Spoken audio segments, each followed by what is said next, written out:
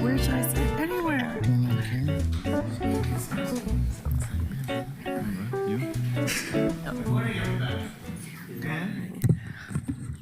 Welcome to the first meeting of the Community and Public Safety Committee in the reign of the NBA champion New York Knicks.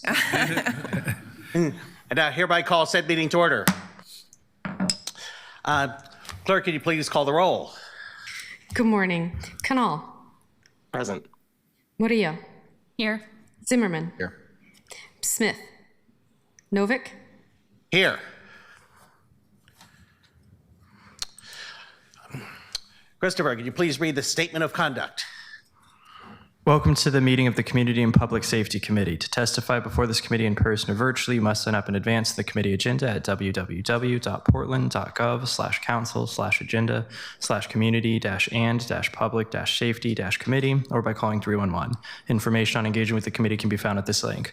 Registration for virtual testimony closes 1 hour prior to the meeting. In-person testifiers must sign up before the agenda item is heard. If public testimony will be taken on an item, individuals may testify for 3 minutes unless the chair states otherwise. Your microphone will be muted when your time is over. The chair preserves order. Disruptive conduct such as shouting, refusing to conclude your testimony when your time is up, or interrupting others' testimony or committee deliberations will not be allowed. If you cause a disruption, a warning will be given. Further disruption results in ejection from the meeting. Anyone who fails to leave once ejected is subject to arrest for trespass. Additionally, the committee may take a short recess and reconvene virtually. Thank you. Thank you, Christopher. There is an amendment to the statement of conduct for today, which is that spontaneous chants of "Go Knicks" or "Knicks rule" will not be considered disruptive. Today, we might have bitten off more than we can chew. After last session, we had a great discussion with the ceasefire partners, and I thought it would be valuable if we had more discussion with cool people doing cool stuff. So today we're going to lead off with a discussion of restorative justice and hear from restorative justice partners and hear something about the relationship of restorative justice partners with law enforcement. The FitCog said they wanted to come on down, so I told them come on down. Then we're going to resume our discussion of concealed carry in public buildings. And if we can get to it, we'll turn to psychedelics at the end, but it's quite possible we won't get to it. And now I will we'll ask the clerk to read the first item. Item number 1, April 7, 2026, Community and Public Safety Committee minutes. Thank you. And Tristan, take it away. Good morning, councilors. Sorry, apologies. This is the approval of the minutes. Oh, sorry. I forget. Do we take a vote immediately, or do I just ask for unanimous consent? If there's no objections, then we can do it by unanimous consent. Do I have unanimous consent to approve the minutes? All right, approved. Thank you. Item number 2, document number 2026-200, restorative justice programs within the city and county. Thank you. Now, Kristen, take it away. Thank you so much, and we really appreciate the opportunity to be here. My name is Tristan Edwards. I am a public defender at Metropolitan Public Defender. I work in the major felony unit, and I also work on policy work related to promoting the use of restorative justice as an alternative to prosecution. Today, we're going to be talking about different restorative justice programs that operate in the city. I am going to try and go so fast so that we can get to our amazing presenters here from the different restorative justice programs, and I'm going to have everyone introduce themselves as they take turns talking about their programs. So first, and as briefly as I can possibly go, I just wanted to give a little bit of an orientation around what restorative justice is. Sometimes I find it to be helpful to compare and contrast a little bit with the criminal system, which is what most of us are more familiar with. And this kind of gets broken down into three questions to explain that framework. So within the criminal system, we ask a set of three questions, very simplistically. What law was broken? Who broke that law? And how do we punish that person? The criminal system sees harm as a violation of the law, and the outcomes from the criminal system are really oriented around what do we do with the wrongdoer, and specifically, how do we punish that person? Within restorative justice, we ask a different set of questions. Who has been hurt? What are their needs? And whose obligation is it to meet those needs? And so you can see just in kind of these three different questions that the framing around restorative justice is different.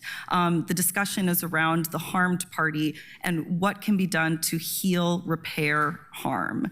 Kind of distilling from this, some primary goals of restorative justice, healing for harmed parties is obviously a primary goal.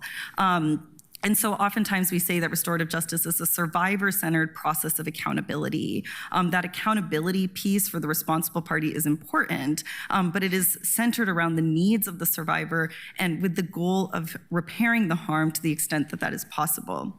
I should also mention that while the criminal system sees harm as a violation of the law, restorative justice sees harm as a violation of a relationship that requires repair. Another primary goal within restorative justice is accountability. As a public defender, I hear the word accountability used a lot in the criminal system, and typically what it means is sending someone to prison or jail or placing them on a long period of supervision. That accountability, I think, really gets away from what we really truly mean in our day-to-day conversations when we say that we want someone held accountable. And really what I think we mean when we say we want accountability is a true internal reckoning with a harm that someone has caused and steps to repair that harm. And that accountability piece, that repair, also means that that is an invitation for someone to restore their place in the community. That if they're willing to do that reckoning, that hard internal work, then they can have a pathway to restoring their place in the community and having a vested interest in the community. And I think both of these things really tie into that's the third goal, which is a goal of public safety.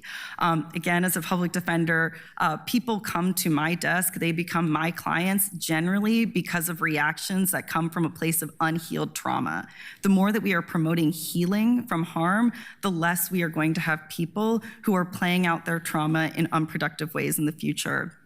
And when it comes to accountability, really the understanding the impacts of a harm and having the opportunity to wrestle with what that means to have caused harm and to reach repair is something that is going to make someone infinitely less likely to repeat that harm in the future. Okay, I'm gonna play this 4-minute video, which is a participant from the Restorative Roots Project, one of the programs that'll be speaking today, talking about their experience as a harm party in the restorative justice process. I thought that this might be better than trying to explain what a restorative justice process looks like. I'll also just mention that I printed out a flyer that was created by the Restorative Justice Coalition of Oregon that also seeks to dig into a little bit more of the complexities around restorative justice.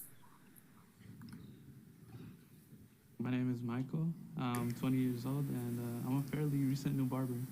You know, I had never been in a robbery before. Like, I've never been in this type of situation. I've heard about them, but I never thought, like, it would happen to me. I was working drive-through cashier. So when I saw him in, you know, I just greeted him like any other person. You know, I was like, hey, how's it going? I feel like it's crazy because everything turned dark so quickly.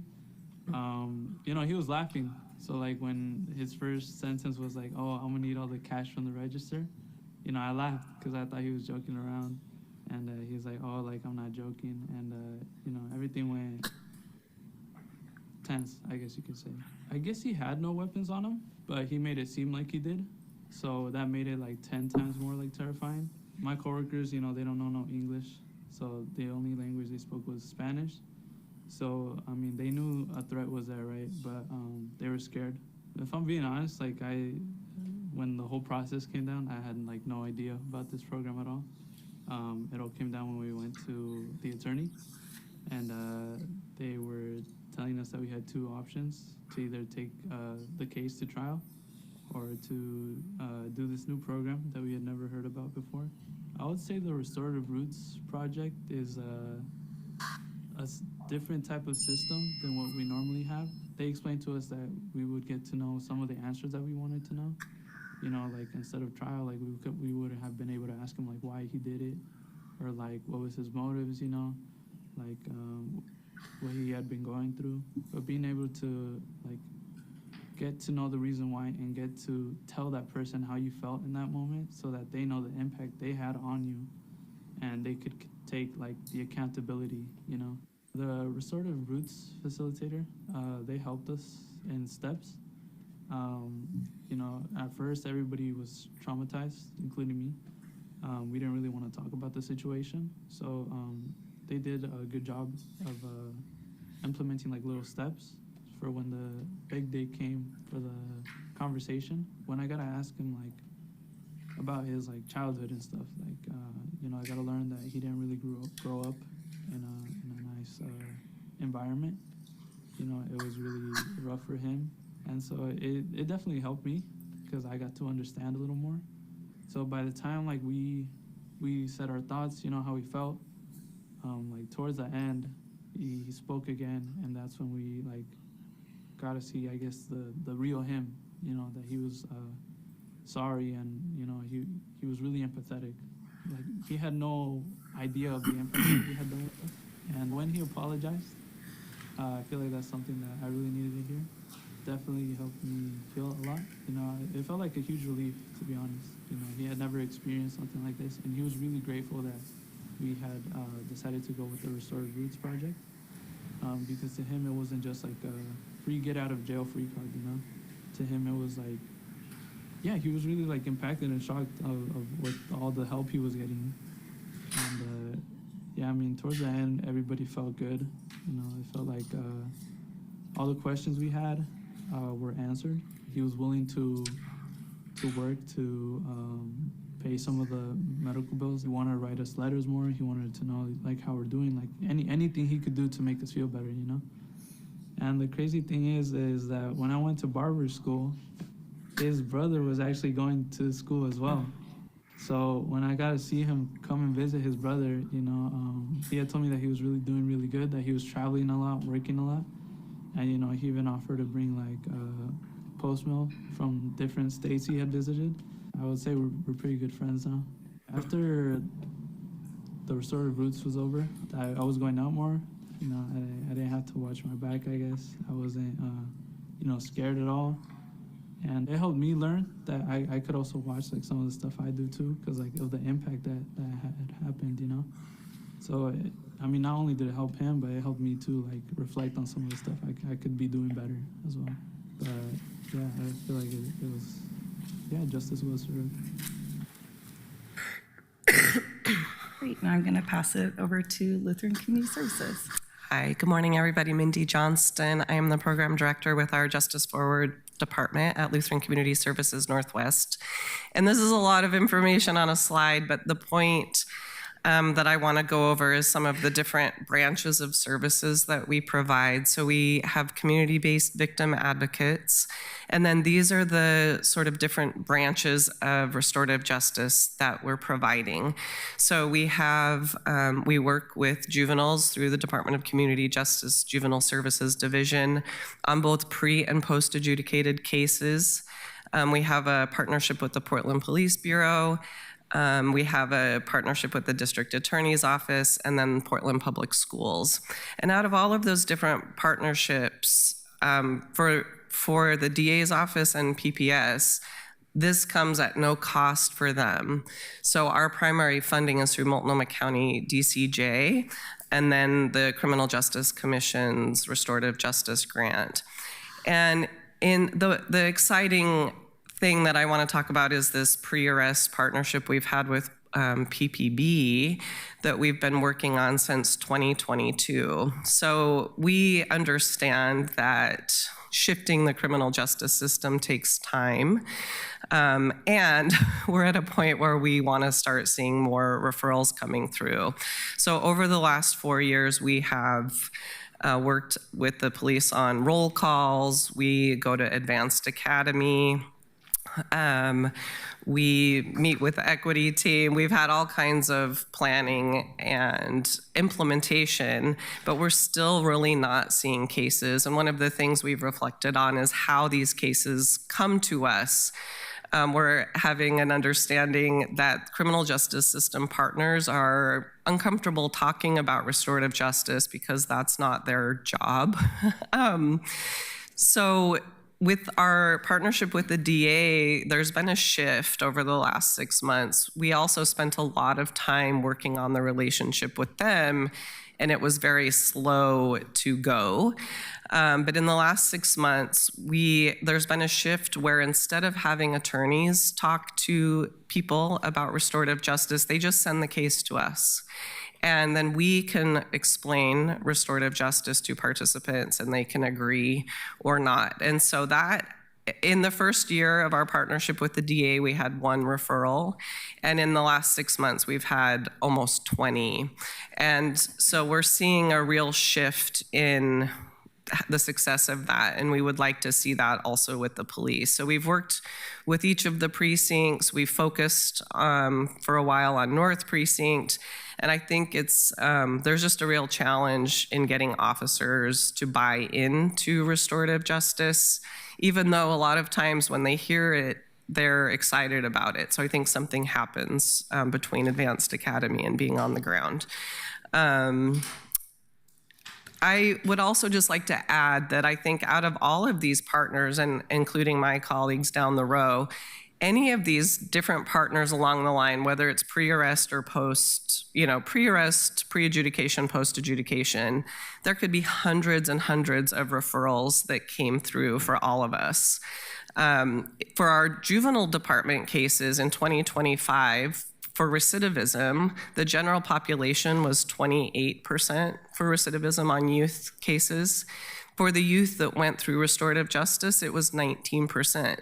We have data that shows that this is effective in reducing recidivism, and that we know is a cost savings to our community, to public safety, all the things that we all want. So we're here to give a push for this work and for getting your support to help our systems partners meaningfully engage in restorative justice. We can't do it alone. We need to find ways that restorative justice is maintained in the community, but is also institutionalized in some way with our system partners. And I think that's all. Pass it to Brandon. Thank you for that. Hello, everybody. My name is Brandon Brown. I am the Director of Community Outreach for Restorative Roots Project. We are a holistic nonprofit organization that aims at the restoration and transformation of individuals and communities. Why I am here today, I'm here to speak about our partnership, mainly with the District Attorney's Office.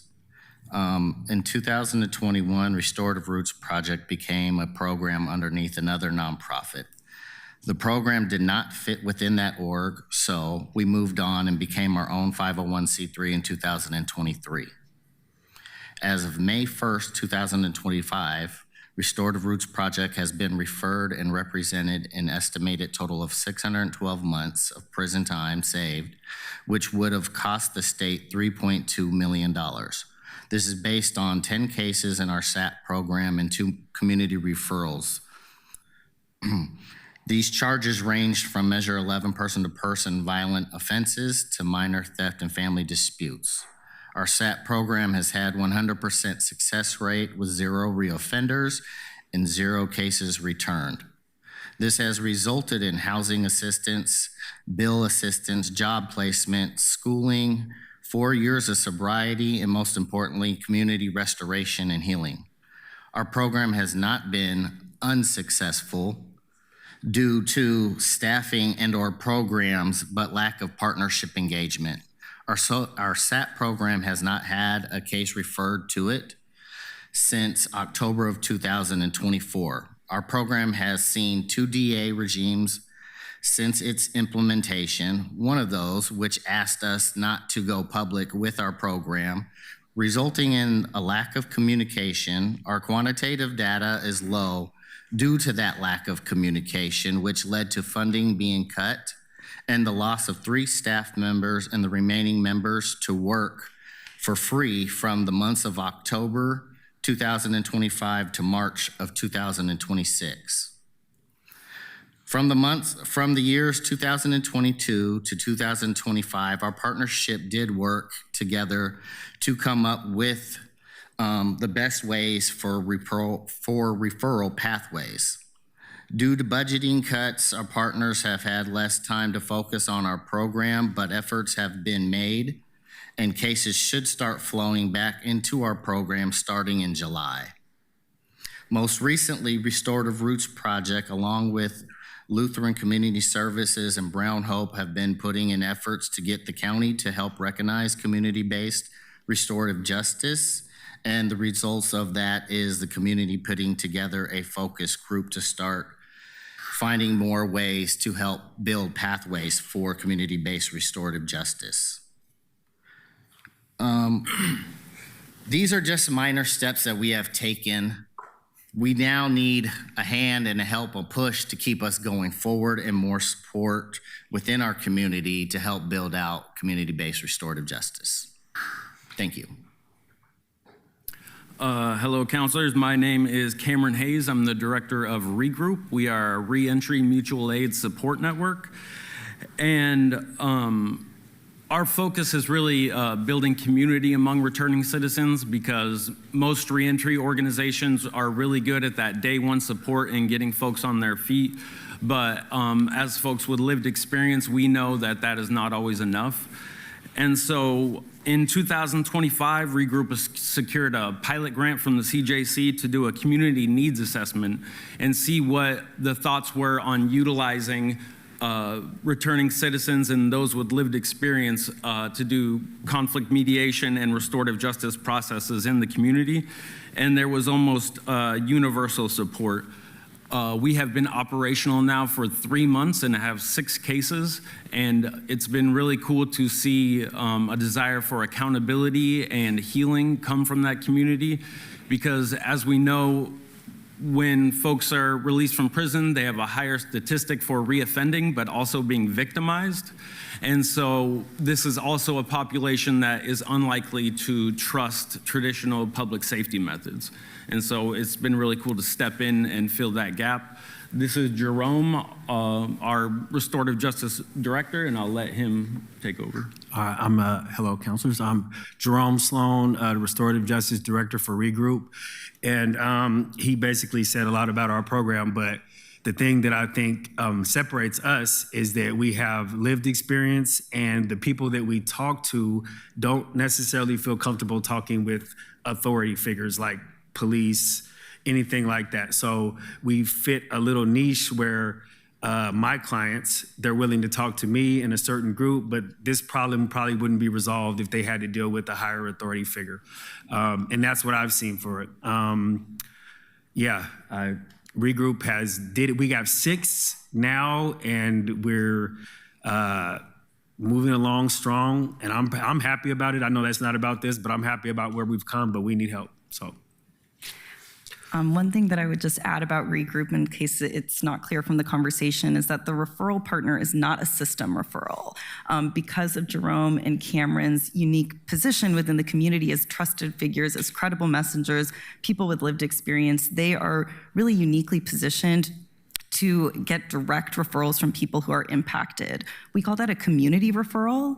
And I think it really goes to address kind of exactly what Cam and Jerome were talking about, which is kind of this gap in our public safety system, which is cases that go unreported.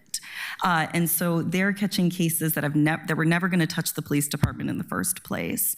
I would also just say that both Cam and Jerome, not only do they have lived experience in the prison system, but they also have lived experience in restorative justice through their own past experiences, which are incredibly inspiring. We don't have time for here today, but I would encourage you to reach out to learn more about kind of their foundation.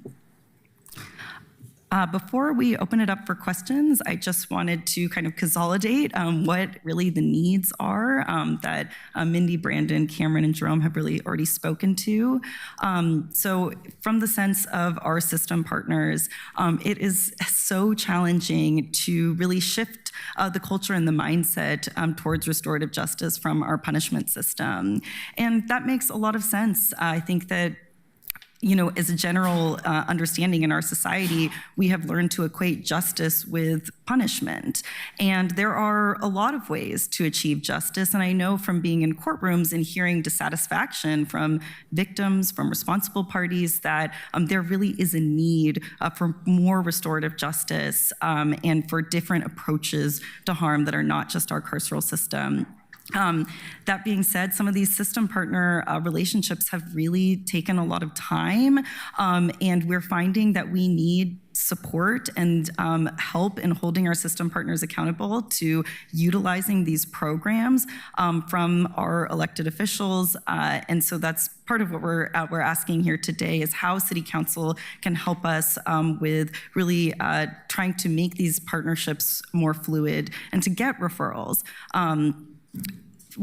Yeah, I mean, Mindy, Brandon both spoke to the difficulties that we've had with getting referrals from the district attorney's office, from Portland Police Bureau. And one thing I'll just say that is hopeful is that, from talking to people who've gone through restorative justice processes, from looking at the results from these programs, this works. The individual who was the responsible party in the case that I showed the video for, throughout the process of the restorative justice program, he went from being homeless for several years and having some pretty significant anger issues to getting really important and intensive therapy, to getting his commercial driver's license, which led to him getting a full-time job. And today he has his own stable apartment. He's been employed for many years.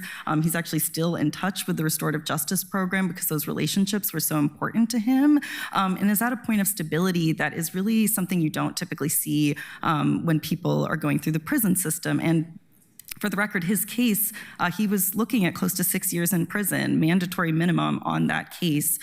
Instead, didn't even engage in the criminal system, didn't get a conviction, and is in a place of being just much better positioned in the society and certainly offense-free.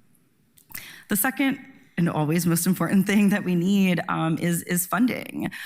There is a state grant that provides funding to restorative justice programs, specifically programs that avoid a conviction, which is what all of these programs do.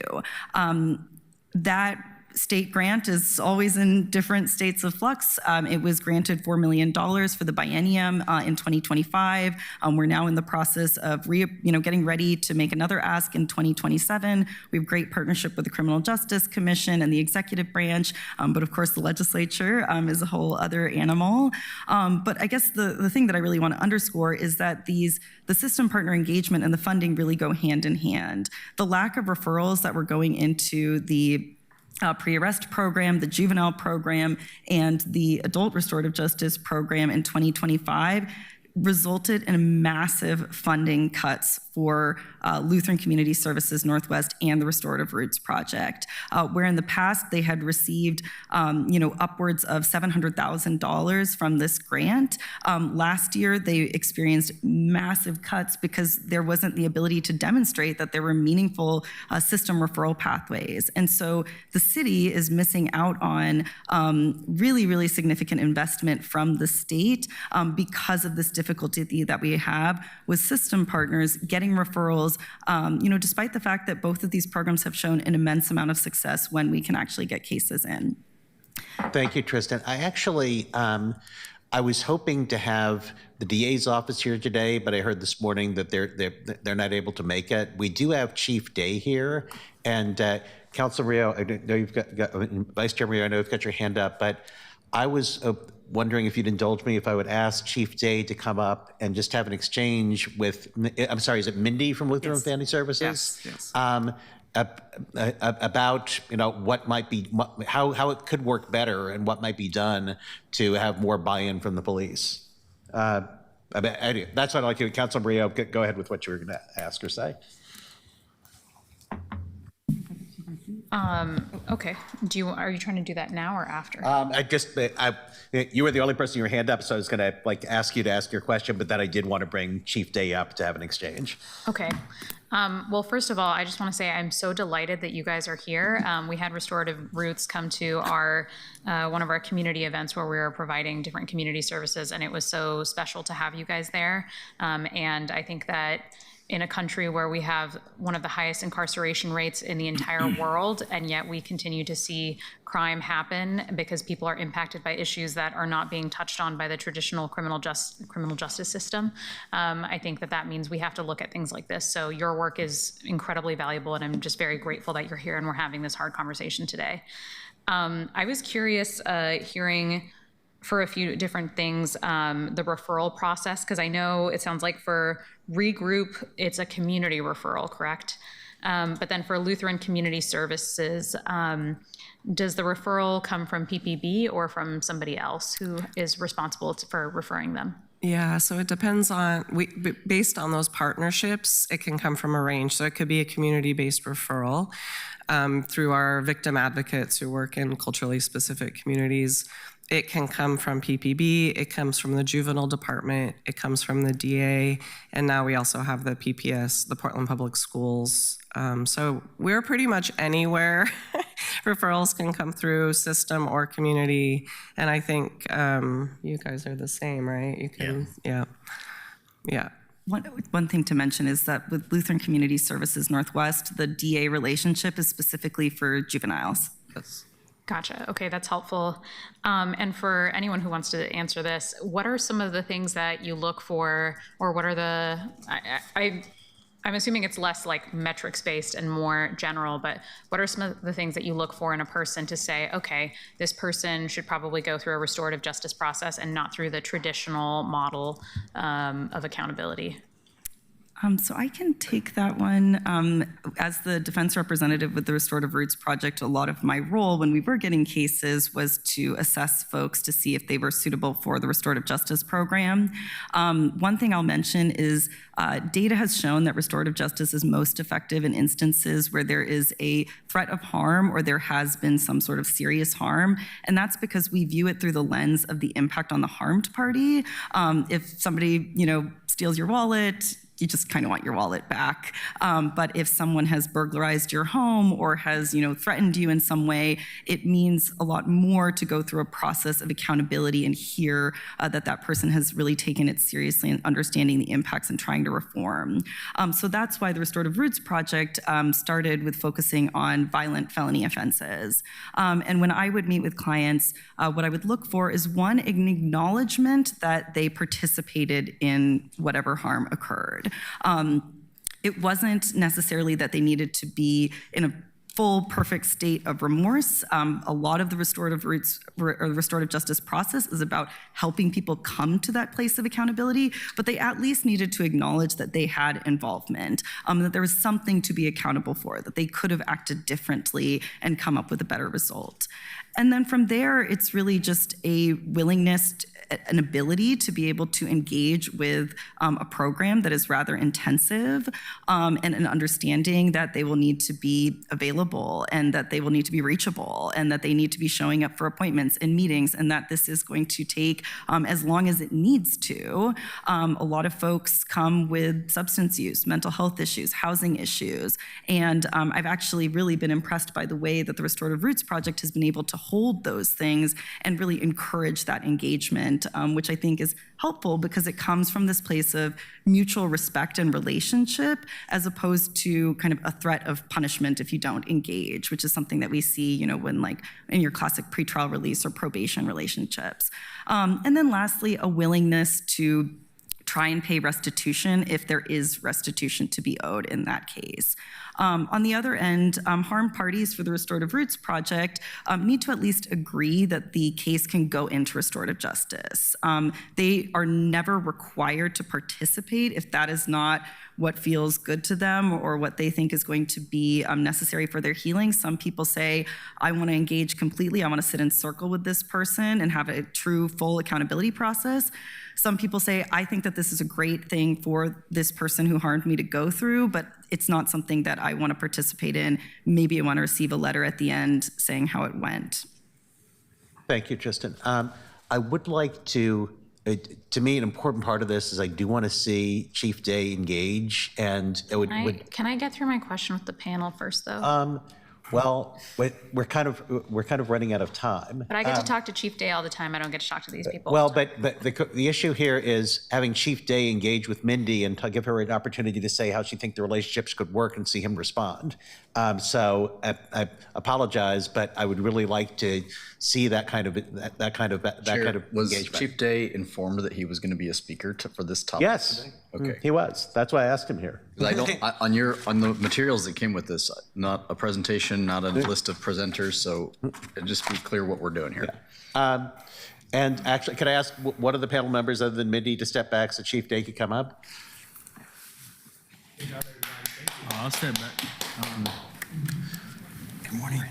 Good, thank you. Good to see you. So we need to keep this short, but Mindy, I just want to give you a chance to tell Chief Day how you would hope the relationship would work and give him a chance to respond.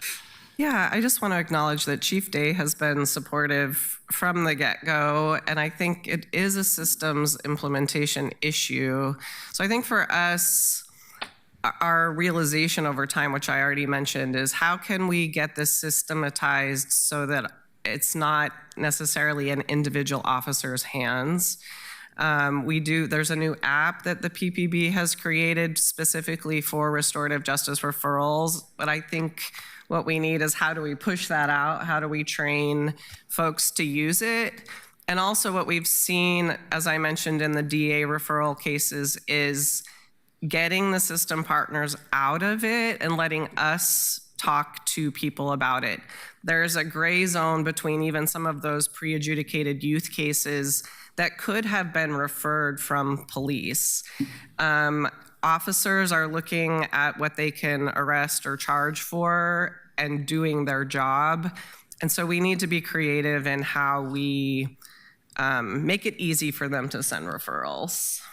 And I think we need that, the leadership explicitly encouraging, and we've avoided the mandating because we know that's not going to work, but we need other creative ways to get the engagement. Yeah, thank you. Yeah, good morning, Counselor.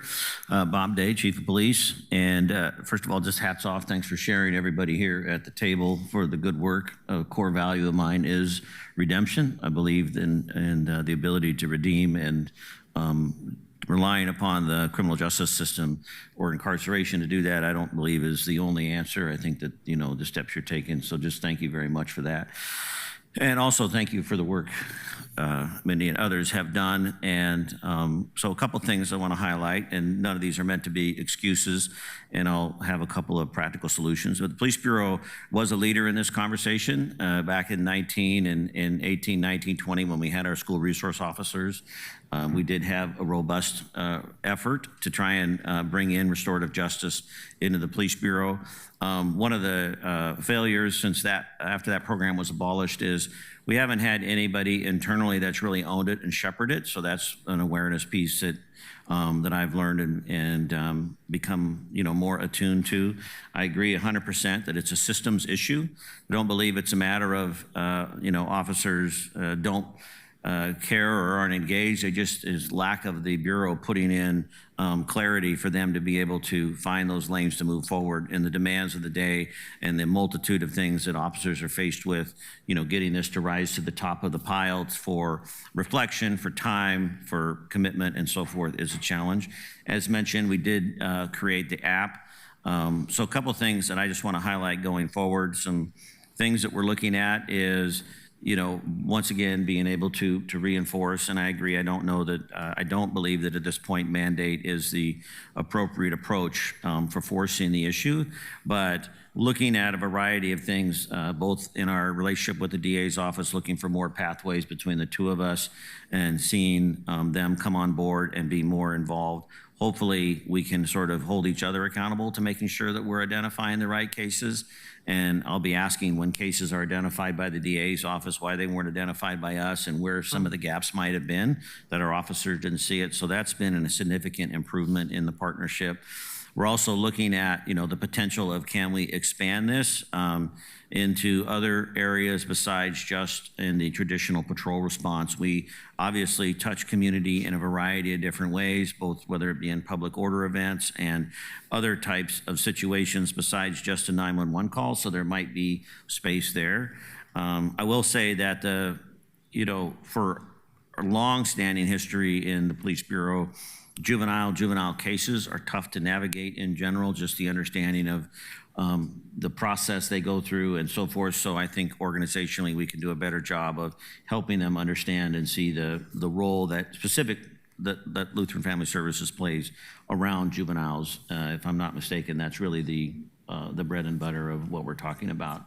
So I do think that there are areas where I do recognize there are areas where we have not been as efficient. We've dropped the ball. And finally, this is something that I believe in. It's just a matter of we've had people come and go and retire. We just haven't had ownership. And so I'm going to try and bring some of that ownership. Counselor Novick, you surfacing this, bringing this to the table today, I'm encouraged in what I've heard. So I'm going to have to go back and do some work to find some ownership to increase those referrals.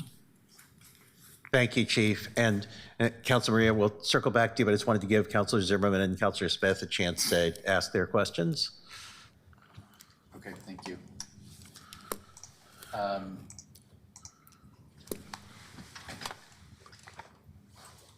This makes a lot of sense for me when I'm talking about youth offenses, right? As somebody who coached high school, like this is just part of working with kids, right? And I think that makes a ton of sense to me. It gets harder for me when we're not clear about what types of crimes for adults, and I'm trying to understand how to marry these two things up, because I don't think it can be an all or nothing. And so when we're talking about, there were a few quotes that just got me thinking. It's like the relationship needs repair, but it left something to be desired. It's like, but also there was a crime committed against someone, and sometimes there is no relationship there other than a random act of violence or what have you. So in a victim's perspective, I don't need a relationship repaired with somebody I don't know necessarily. There are times when I think that video showed a really interesting experience, but I'm just trying to get a sense for, particularly with adults, what are the types of crimes or offenses or situations where this wouldn't be appropriate? It might be, maybe that's a shorter list, maybe that's a longer list. I'm actually not sure. I'm curious what your gut I'm going to be honest. Yeah. So restorative justice work gets done all over the nation, not just here in Oregon. And this has worked in murder cases. There's not one type of case that you can't see restorative justice come across where it does not work. It works everywhere, and it can work in all of the systems that we have implemented already.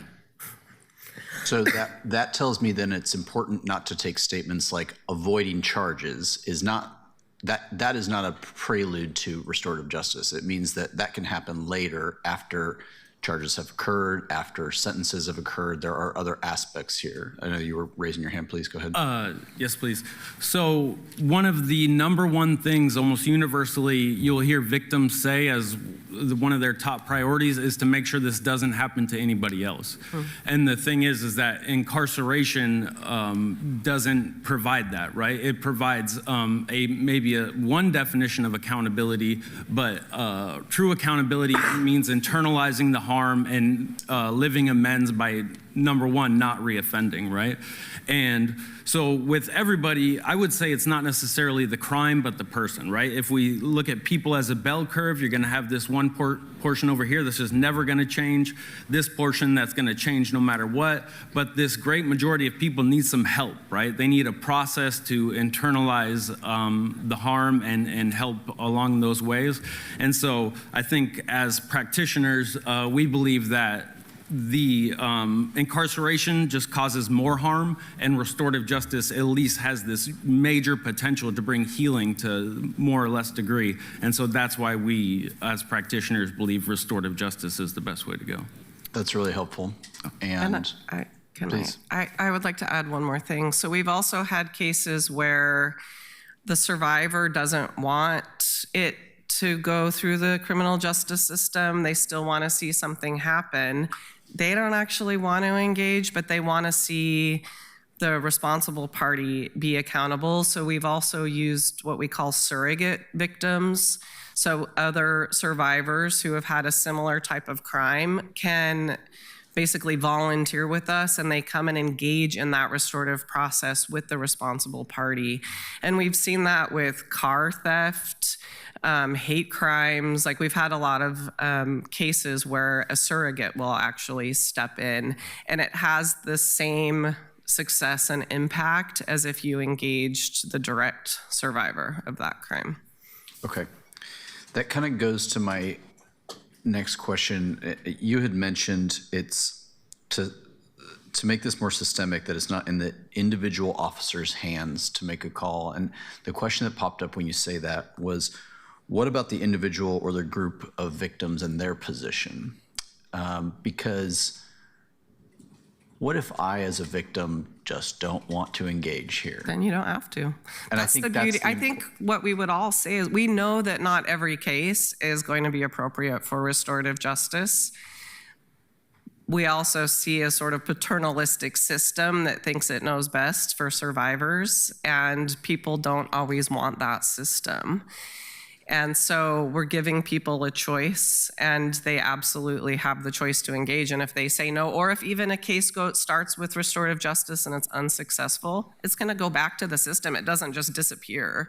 I think that's a great point. Yeah, there's still accountability. There's still something that happened that is going to be dealt with. But also, like, we see some of the cases, it's like, is this case actually just going to get dismissed anyway? But there was still a harm that happened. And that's why all of us have this continuum of service, whether it's in community or connected to the criminal justice system. At any point, there's a branch to go to restorative justice. Not everyone's going to want it, but a lot of people will want it, but they don't know it's an option. And lastly, I think just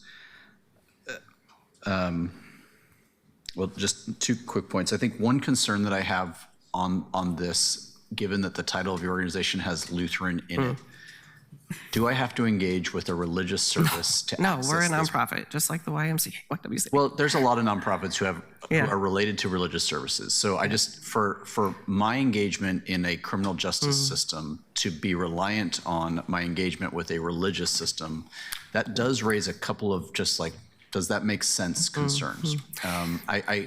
I offer it not, there's probably no fix in the room here. I just say that that's one of those, like, let me think about that a little bit. Yeah, we're a nonprofit. It has faith-based roots, but we're a nonprofit that is, serves everybody regardless of all the, special class privileges. And it is, we know people sometimes will say, I'm not Lutheran. It's like, it's okay. You don't have to be Lutheran. The balance between, I think, is the hard part here, right? I think that often we think about this, we think, what are the types of crimes that make sense? What are the types of situations that make sense? And I think that's the great balance that I've certainly not, when I was at the county or over here at the city, quite figured out. I think that, the last DA talked a lot about it and then kind of got walloped by the public in his reelection because it felt like things weren't, the lower level crimes weren't being dealt with in a way. And it was, is this the reason? Is this not? How do you do both? I appreciate that you said that if a person chooses not to engage with the restorative justice, that the charge still exists, the regular system still exists. This balance is going to be the great balance for all chiefs and all sheriffs and all DAs and judges, frankly, going forward. Thanks for that. I appreciate kind of hearing this. I think it will be a struggle because it doesn't seem like one way or the other is the answer at all. I think we probably did decades of one way, but then maybe 4 years of trying it the other way, and that also kind of rebounded in a funny way. So thanks. Thank you, Councilor. Councilor Smith? Thank you, Mr. Chair. Thank you all for the presentation. Just so that I'm caught up on everything, normally, don't we generally have an RFP for this kind of work that we put into bureaus? I was thinking, as I was listening to this, is this a part of Stephanie Howard's public safety? No, it's not. So we're all funded through the state grant, through the Criminal Justice Commission, the Restorative Justice Grant. Okay. And then we have a tiny, Justice Forward has a little bit of money from Multnomah County Juvenile Services Division. So I think that, part of the point Tristan was making is, as a city, there's no money being put into this right now. There's a tiny bit under, $100,000 of county money, and otherwise this is all state money. And we've tried to get some engagement with the Office of Violence Prevention, and we have not been successful at that, but it makes sense. I think that would be, Chief, that would be an opportunity where we probably want to start this, because I think the impression that is given through this presentation is that we're not doing something that we're supposed to be doing, but we generally don't do it until we actually have RFPs and have set up stuff. And that's why I was wondering where this was coming from. Yeah, we all have MOUs. So I think, there's two pieces. There's a funding piece. You need the funding to get the work going, but what you actually need is MOUs and agreements with systems partners, which we have. All the people working with systems partners have those official MOUs and benefit from. And you have one with Yes. with the chief? Yes. Okay, perfect. If you had a magic wand to wave around, what would be your first thing that you would want us to engage with you with? I think if I had a magic wand, I would want every survivor in the system to be offered restorative justice. Mm-hmm. And I think another piece of it, more practically in terms of what can the city council do, is to continue to follow up on these relationships. I think in particular, the relationship between Lutheran and Portland Police Bureau, because of the relationship with the city, to check in and to see how is the development going. Have there been advances made? The relationship has existed for 4 years, close to 4 years, and there have been continuing struggles to get consistent stream of referrals into the program. And so I think, and the same goes for partnerships with the district attorney's office. And I think what we are seeing is that it needs more support and accountability and oversight from our local government to kind of check in and make sure that these relationships are meaningful relationships. And when we stand up and say that there are restorative justices available in Portland, that means something real. And so I think that's great. We can do that as well, but we no longer are responsible for bureaus anymore. And the police bureau is under the mayor's office and the city administrator. And so that relationship that you're talking about, I think is gonna have to come first with those two parties first to see what that looks like. And I'm not sure what the MOU says or what the requirement, I'm behind the 8 ball on this.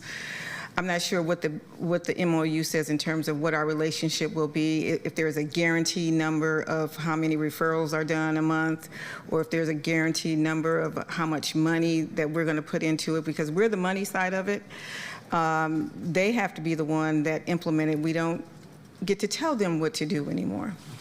So that's why I'm trying to figure out the connection. But I do understand what you're saying, because I think that restorative justice is necessary and it's needed, and it is really helpful in terms of making sure that folks, when they re-enter the community, that they have opportunities to not just survive, but they can thrive in a community that is welcoming and that has opportunities for them too. So that is where I sit. That's why I do the summer jobs program. That's why I try to do the apprenticeship program, so that folks can get placed in these kinds of things where they can get living wage jobs and have those relationships. So I think we do play a part in trying to make sure relationships are going. But at the end of the day, I just want you to know that I think the MOU is where you start, and getting some of that language in there that makes sense, so you can have a definite number. And it's not it seems like it's a voluntary thing right now. Well, I mean, part of the issue that we've had is that we've had memorandums of understanding with DA's office, with Portland Police Bureau for many years. And we've learned that, having signatures on a piece of paper simply isn't sufficient to making these referrals come through in a way that is meaningful. Right. One thing that I'll offer, similar conversations have been happening on the county side during their budgeting process. And the county did end up passing a budget note with $250,000 of contingency funding, which is associated with a work group that they're developing to examine these relationships and try to, have the county play a role in figuring out how do we get referrals into these programs. And I think any support that we can have from the county, from the city, in terms of, asking questions and also being involved in making sure that these system relationships are real relationships where they're functioning, is going to be helpful. Yeah, I think so. And going forward, because we just approved all of our amendments and budget notes last week, which are going to be ratified this week.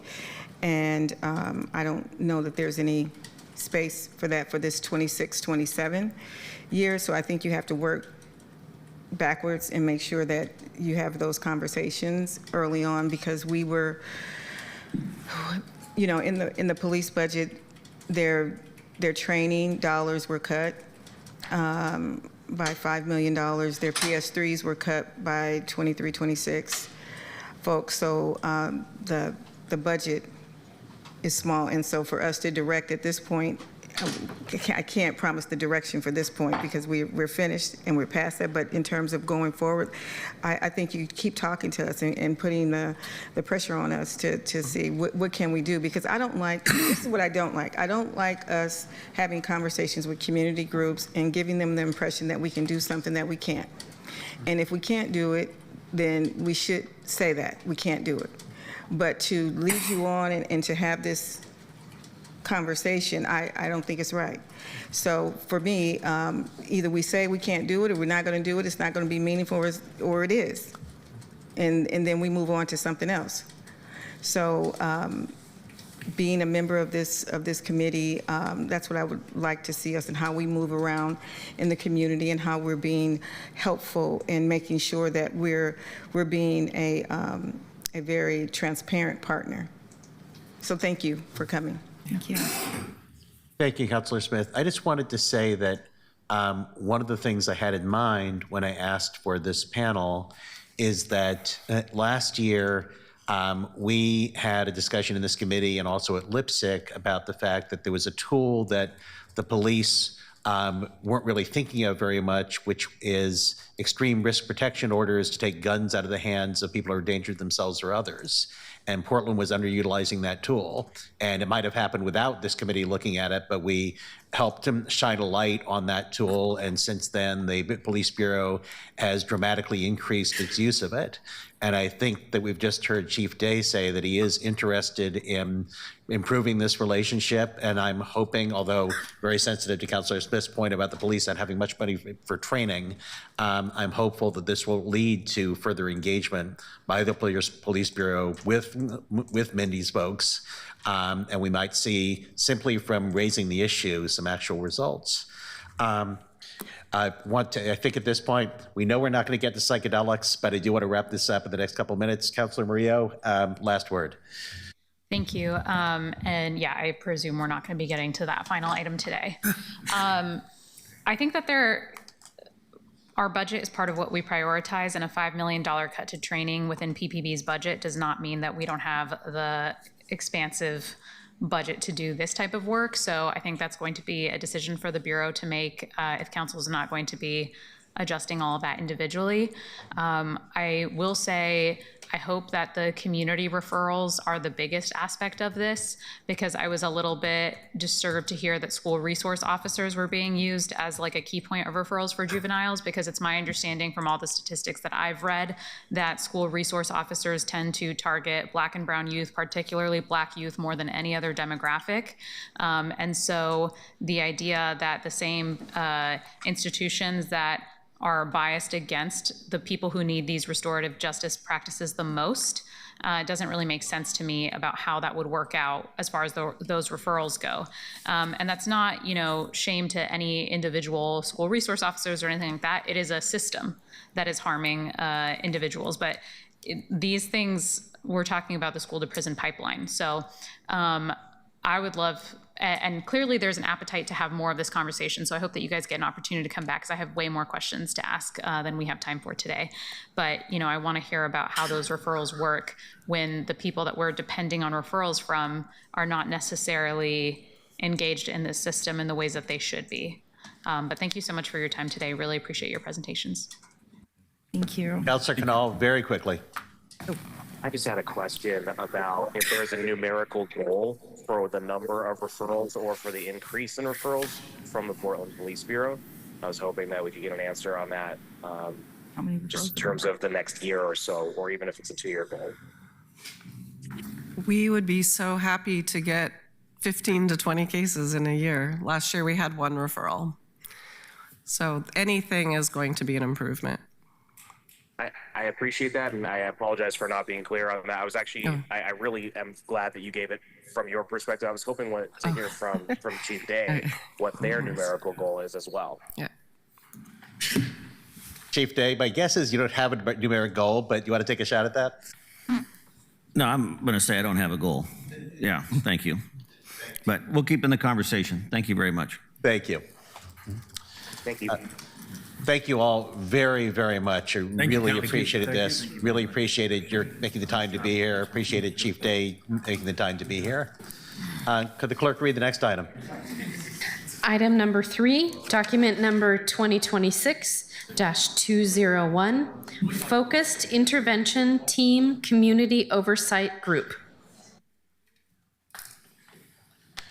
Thank you very much. And actually, I don't have a list of who wants to speak first. So whatever you've predetermined about who wants to go first, take it away. Okay. Thank you. And get our PowerPoint loaded. Greetings and good morning. Thank you for allowing the Focus Intervention Team Community Oversight Group to present during Gun Violence Awareness Month. And thank you especially, Councilor Novak, for squeezing us into your agenda so quickly. We greatly appreciate that. My name is Edith Thrower. I am the program manager for the Focus Intervention Team Community Oversight Group, FITCOG for short. And to my immediate left is Earl Riley. He is the vice chair of the FITCOG, and he will also be presenting, as well as Commander Crooker from PPB, also command, among many other things, the Focus Intervention Team. Ladaquan Watley, I just want to mention this, is the chair of the FITCOG, and he had a family emergency. And pretty tragic, actually, so we're keeping him in our thoughts, or else he would be doing what I'm doing this morning.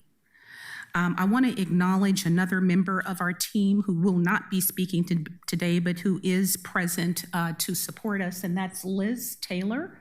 back there, and many of you have seen her in City Council. Next slide. So I'm going to pass the baton to Earl Riley, the Vice Chair, and he will lead us in our discussion and defer to me when he needs to.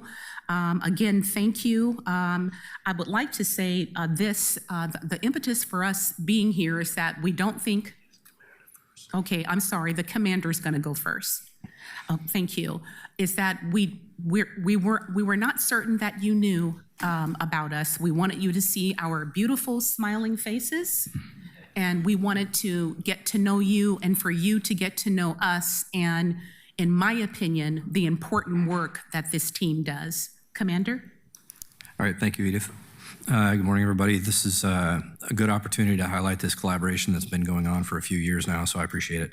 My name is James Crooker. I'm the commander of the Specialized Resources Division, which includes a number of units, including the Focused Intervention Team, the Enhanced Community Safety Team, CERT, and our NIBIN program. In 2021, the city of Portland experienced a gun violence crisis that was unlike anything that we had ever seen before. Shootings reached record levels with 1,315 shootings in that year. And I was approached and asked to create a team focused on gun violence, which later became known as the Focused Intervention Team. It was clear that we needed to start this team differently than we had used in any other approach previous. It had to be tailored around the community's needs and our legal environment while following the best practices in gun violence reduction. This required collaboration with a number of partners and a real investment in education in the discipline of gun violence reduction. The FIT team was built to have a data-driven and investigation-driven approach with accountability and legitimacy at the heart of all of their interactions with the community from the very beginning. The Focused Intervention Team Community Oversight Group, or FITCOG, was created alongside FIT as a partner to ensure that the community's voice and legitimacy were built into every strategy. The FITCOG was not an afterthought. FITCOG was designed as a core part of our model. In January of 2022, the newly developed FIT team began its work. To this day, it remains the only uniformed team in the Portland Police Bureau whose full-time mission it is to address gun violence.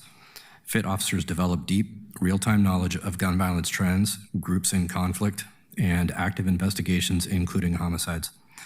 In addition to ongoing community feedback, they receive ongoing enhanced training in a variety of topics, including touch DNA collection and a number of other areas, which I can go into during the Q&A session if needed. The FIT team works closely with our NIBIN coordinator and our Strategic Services Division to identify and prioritize repeat crime guns. So those are guns that are involved in more than one shooting. This focus is why FIT regularly attends high-risk events such as funerals, parades, and large gatherings with a history of violence or the likelihood of retaliation. They are very effective at interrupting the cycle of violence wherever they go. The FIT officers also participate in bi-weekly shooting reviews with a number of partners, including the U.S. Attorney's Office, the FBI, neighboring agencies, the DA's office, the ceasefire partners, and a number of other partners. An important internal Portland Police Bureau partnership to highlight is the relationship between the FIT team and the Enhanced Community Safety Team. Can you hear me? Yes. All right. The important relationship between PPB's FIT team and ECST. Their collaboration has strengthened the investigative capacity in both units. ECST now generates the highest volume of missions for our CERT team, which increased from 114 missions in 2021 to 222 in 2025, and I believe that'll exceed 300 this year.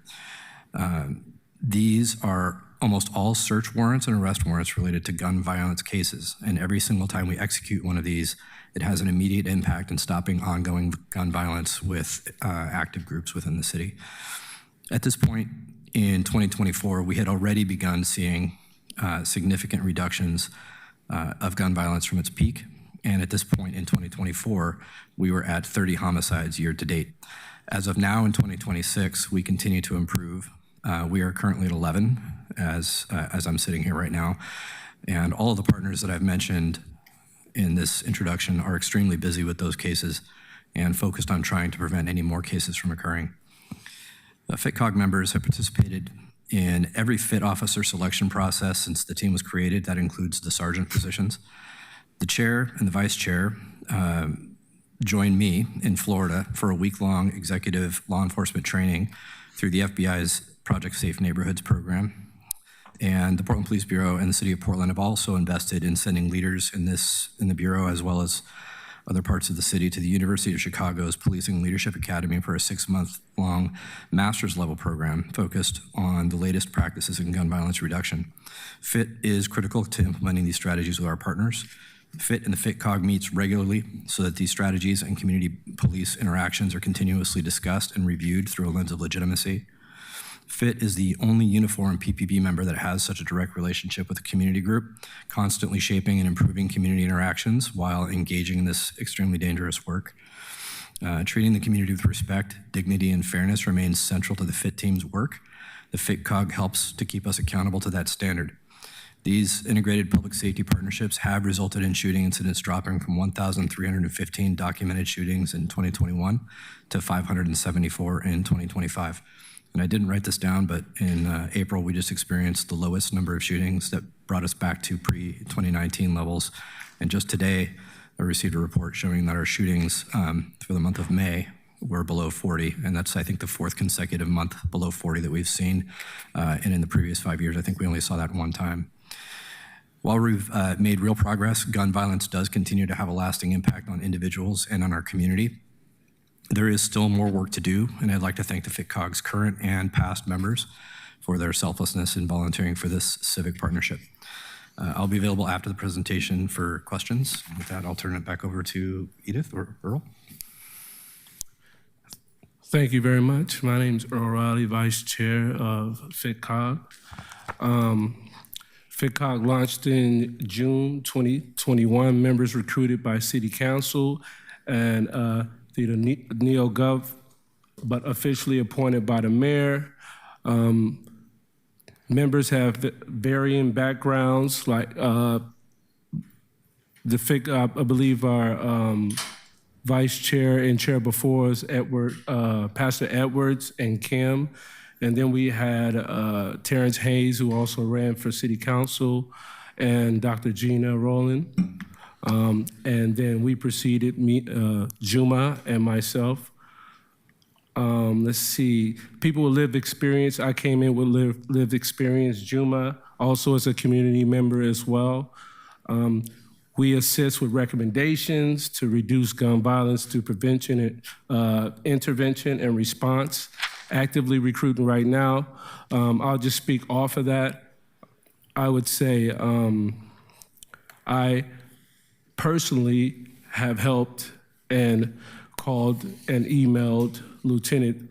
Just being a community member, I've emailed and called Lieutenant and talked with him because I've gotten information from community members who have seen gun violence and have been involved.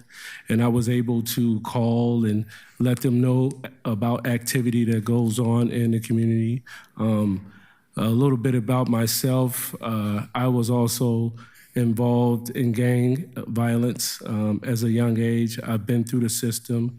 So it was a little bit hard for me at first being on this on this committee and doing ride-alongs because, of course, there was a mistrust when it came to dealing with the PBB or Portland, the police. So working with FITCOG has helped me, I believe, gain more trust with PBB.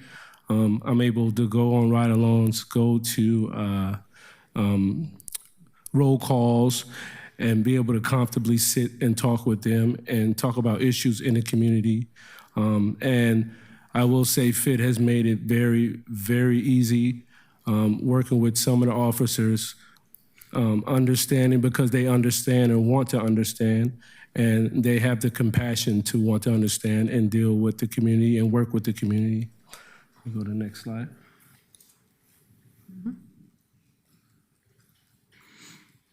What's it? It's down there, but we can go straight to current projects. Do you want Okay. to talk about the FITCOG? No, we can go to current projects.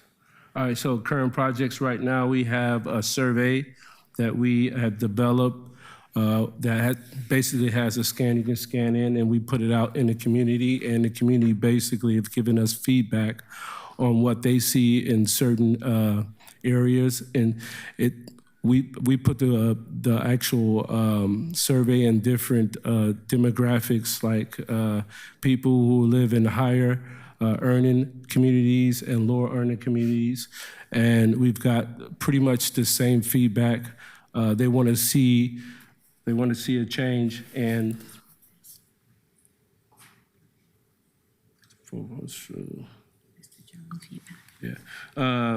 the respondents from a wide range of Portland neighborhoods describe regular exposure to shootings, stabbings, overdose, break-ins and thefts, street racing, frequent police and emergency responses, strong support for combined approach and accountability and prevention.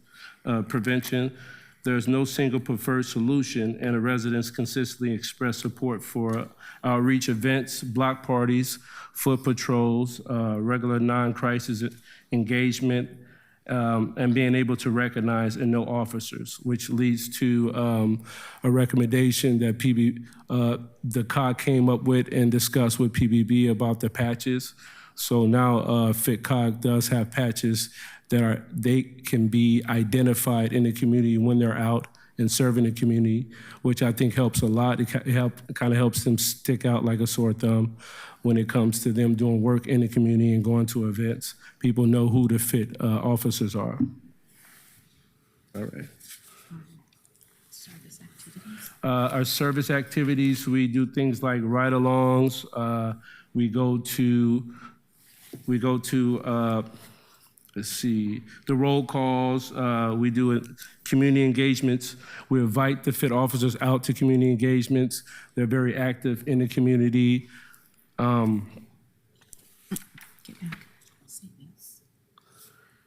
Okay, and the beginning of, sorry guys, I'm trying to read this.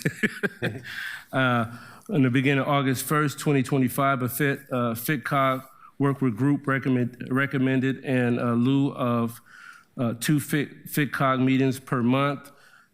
That member engaged in a service activity to enhance learning and build relationships and inform recommendations. For example, if you choose, you could discuss some of the activities below.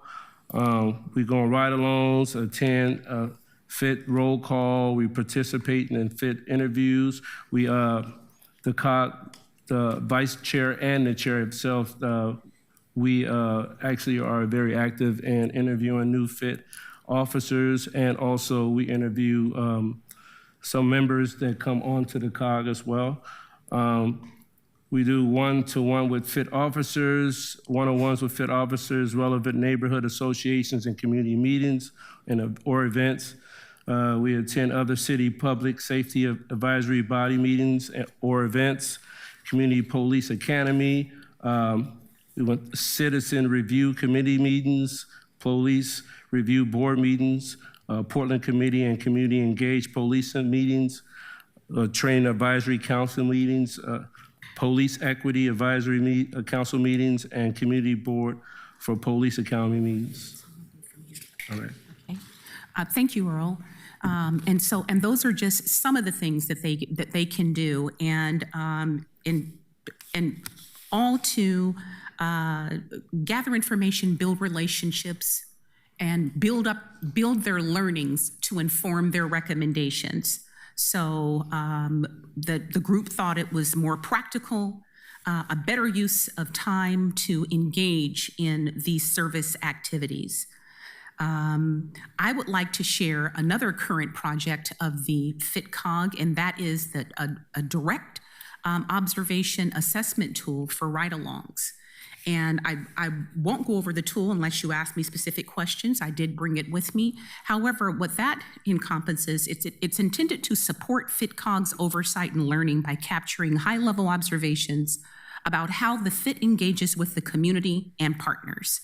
It is not intended, however, to evaluate individual officers or document specific incidents. And they're careful to avoid overreach into operational and personnel level evaluation. Many of our members have been on ride-alongs, and it is pretty much required that they do it on a regular basis, again, to gain learning, to enhance their learning, to inform their recommendations, to be able to better engage with the officers and make suggestions about how they police. I'm sorry, could you go back to the previous slide? The performance dashboard assesses whether FitCog is an effective oversight and advisory body.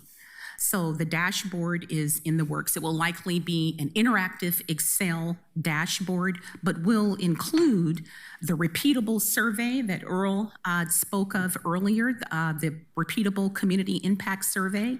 And it will also include information gathered from the ride-alongs that Earl also noted. Together with this dashboard, to include information that is gathered from the community, to include information that is gathered during ride-alongs, this group believes that it will be able to track its own effectiveness as an advisory body, assess community level impact of the focus intervention team, the FIT, and systematically capture learning from direct observation activities. This approach is consistent with the intent to support data-informed recommendations, community temperature checks, and continuous improvement, and builds directly on the findings from the themes identified in the community engagement survey that Earl referenced earlier. The data collected, however, and I want to note, is unofficial and for the express purpose of informing recommendations. PPB collects data, as you know, and that is obviously official public safety data, whereas this is designed to inform FitCog recommendations. Sorry, I didn't bring my glasses. Another current project is forming community partnerships with community-based organizations that share FitCog's mission. So a memorandum of agreement is underway in a subcommittee and being crafted for a city attorney's review, after which community partnerships will be formed with a view toward expanding community outreach and learning more about community public safety concerns. And there have been several community groups who've expressed an interest in partnering with the FitCog, like Dads Helping Dads, Elate for Youth, Black Men in Training, just for example, and there are many more. So we're really excited about that. As you may know, the FitCog has met all around the city and all around the county, trying to get in the troubled areas, trying to engage those communities. And sometimes we gather a big crowd, sometimes they gather a very small crowd. So they came up with the idea of partnering with organizations to help inform the community better about what the FitCog is doing, what the FIT is doing, and also to get to better assess their concerns around public safety. Earl also talked about participating in FIT interviews. So the FitCog has been allowed the privilege and honor of participating in interviews where 2 members typically sit on an interview panel to interview officers and sergeants. They've been doing this, I think, since the very beginning of the group. And Earl, I don't know, you've been in an interview. Can you share your interview experience? I've only interviewed, I believe, just COG members. I've never had the opportunity to really interview officers. I believe that was just Juma. Some of the questions that they ask in these interviews of FIT officers and sergeants are, what are your strategies for building trust with the community? Describe a time you had a difficult dispute and what was the outcome? Questions are already prepared for the officers by the FIT. However, FitCog members are allowed to ask questions. So the ongoing compact survey, the service activities in lieu of a monthly meeting, the direct observation assessment tool for ride-alongs, the FitCog performance dashboard to assess FitCog's effectiveness, and forming community partnerships with community-based organizations are just a few of the current projects on the table with the FitCog. Currently, there are 2 recommendations being considered by the mayor's office. Earl? One is for, a form fit training needs assessment and historical respiratory enhanced fence legitimacy through varied experience and community trust. And informal is uniform patches, which we already went over. One of those, the enhanced fence legitimacy through varied experiences and community trust, is one that I wrote myself. It's basically wanting to keep what we have as far as the dynamic of FIT's legitimacy and what they're doing right now, because they are doing a great job. And lived experience, having that mirror the communities that they are policing, specifically the Black and brown communities. So that's the gist of it. I know we're working with law and equity right now to kind of change some of the verbiage, because I kind of went a little ham in that, but we're working on it. Currently, it looks like the FIT training needs assessment and historical proposal, it's already been on the table and approved.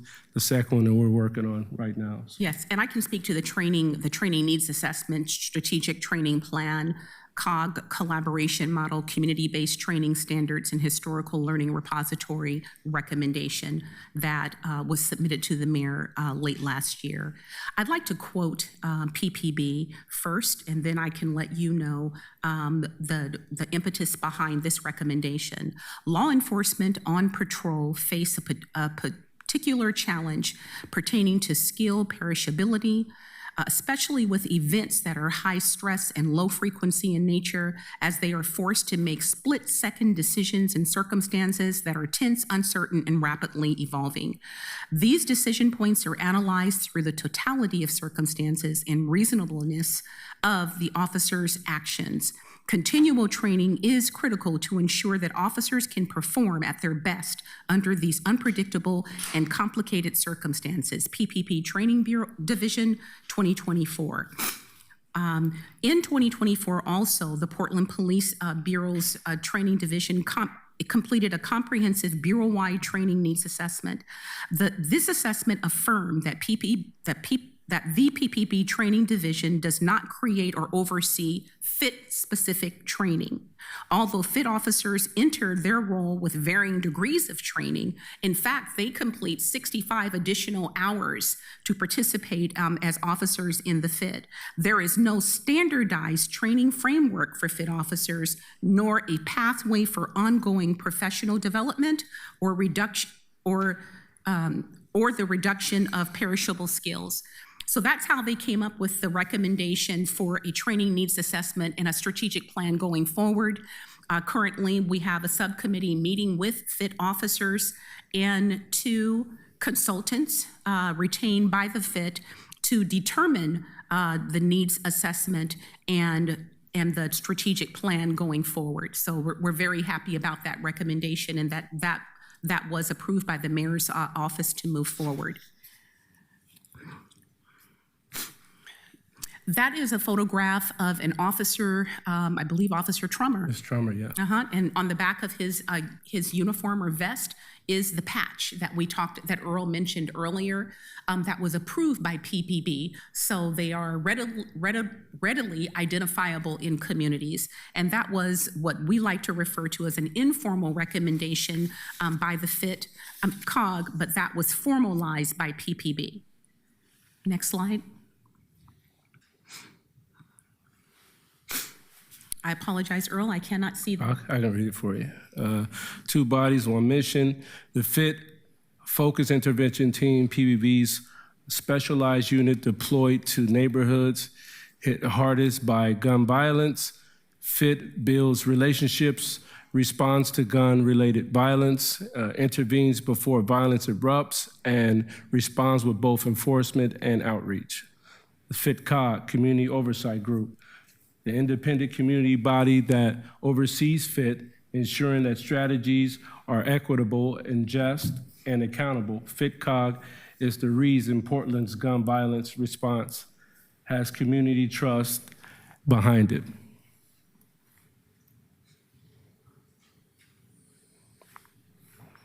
Relationship between FIT and the FITCOG. FITCOG provides guidance and mentorship to the FIT to reduce gun violence. This new unique approach to community policing could easily become a national model. Oversight bodies like FITCOG independently lend their support to enhance police accountability, transparency, and rebuild public trust with a view toward continuous improvement. Collaboration amongst our teams is crucial for a shared commitment to the communities that we serve.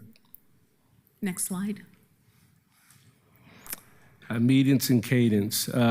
We have hybrid meetings on the third Thursday of each month from 6 to 8. Quarterly listening sessions are held 4 times per year. Annual retreat planning sessions, January or February, annual meetings in December. Our next meeting will be with FITCOG meeting will be community listening session, East Portland Community Center, multi-purpose room from 6 to 8. Questions? I'd like to make one more comment about there are 2 recommendations on the table. Wanted to be clear, one's regarding training, one's regarding the structure of the FIT. Earl talked a little bit about it. He was the crafter of the proposal for the recommendation to enhance the focus intervention team's legitimacy through varied experiences and accessibility. I know that's a mouthful, but basically what it boils down to is putting the right team together. To address communities, to be able to approach communities, be received by communities, so that these officers can do their work effectively. So they recommended that they prioritize varied experiences within the structure and operations, as is essential to build legitimacy, trust, and collaboration with impacted communities. And this is currently before the mayor's office. As Earl said, that we're meeting with both representatives from the law department as well as equity to kind of frame the recommendation a little differently. Earl was very passionate about the recommendation, and so we probably included some things that we can use in another way for another purpose, and so that is something that we're very proud of. And he didn't read this, but I'm going to read it because he wrote it. And I think we can conclude on this and then answer your questions thereafter. As a young man who grew up on the south side of Chicago and lived on the streets of Gary, Indiana, I didn't just witness gun violence, I was a part of it. I was a gang member, and I have dealt with the police more times than I can count. Most of those times, I wasn't on the right side of the law. However, even when I was, I still faced the discrimination and stereotypes that come with the color of my skin. I know exactly what it feels like to look at a uniform and see an enemy. But for the last 2 years, serving as a leader within the FITCOG, my perspective has been forced to change. I have gone on ride-alongs. I have watched these officers do the street work, not just making arrests, but knowing the families, talking to mothers on their porches, and building real relationships with the children in our communities. I am living proof that when the police look like the community they serve, and by look like, that means have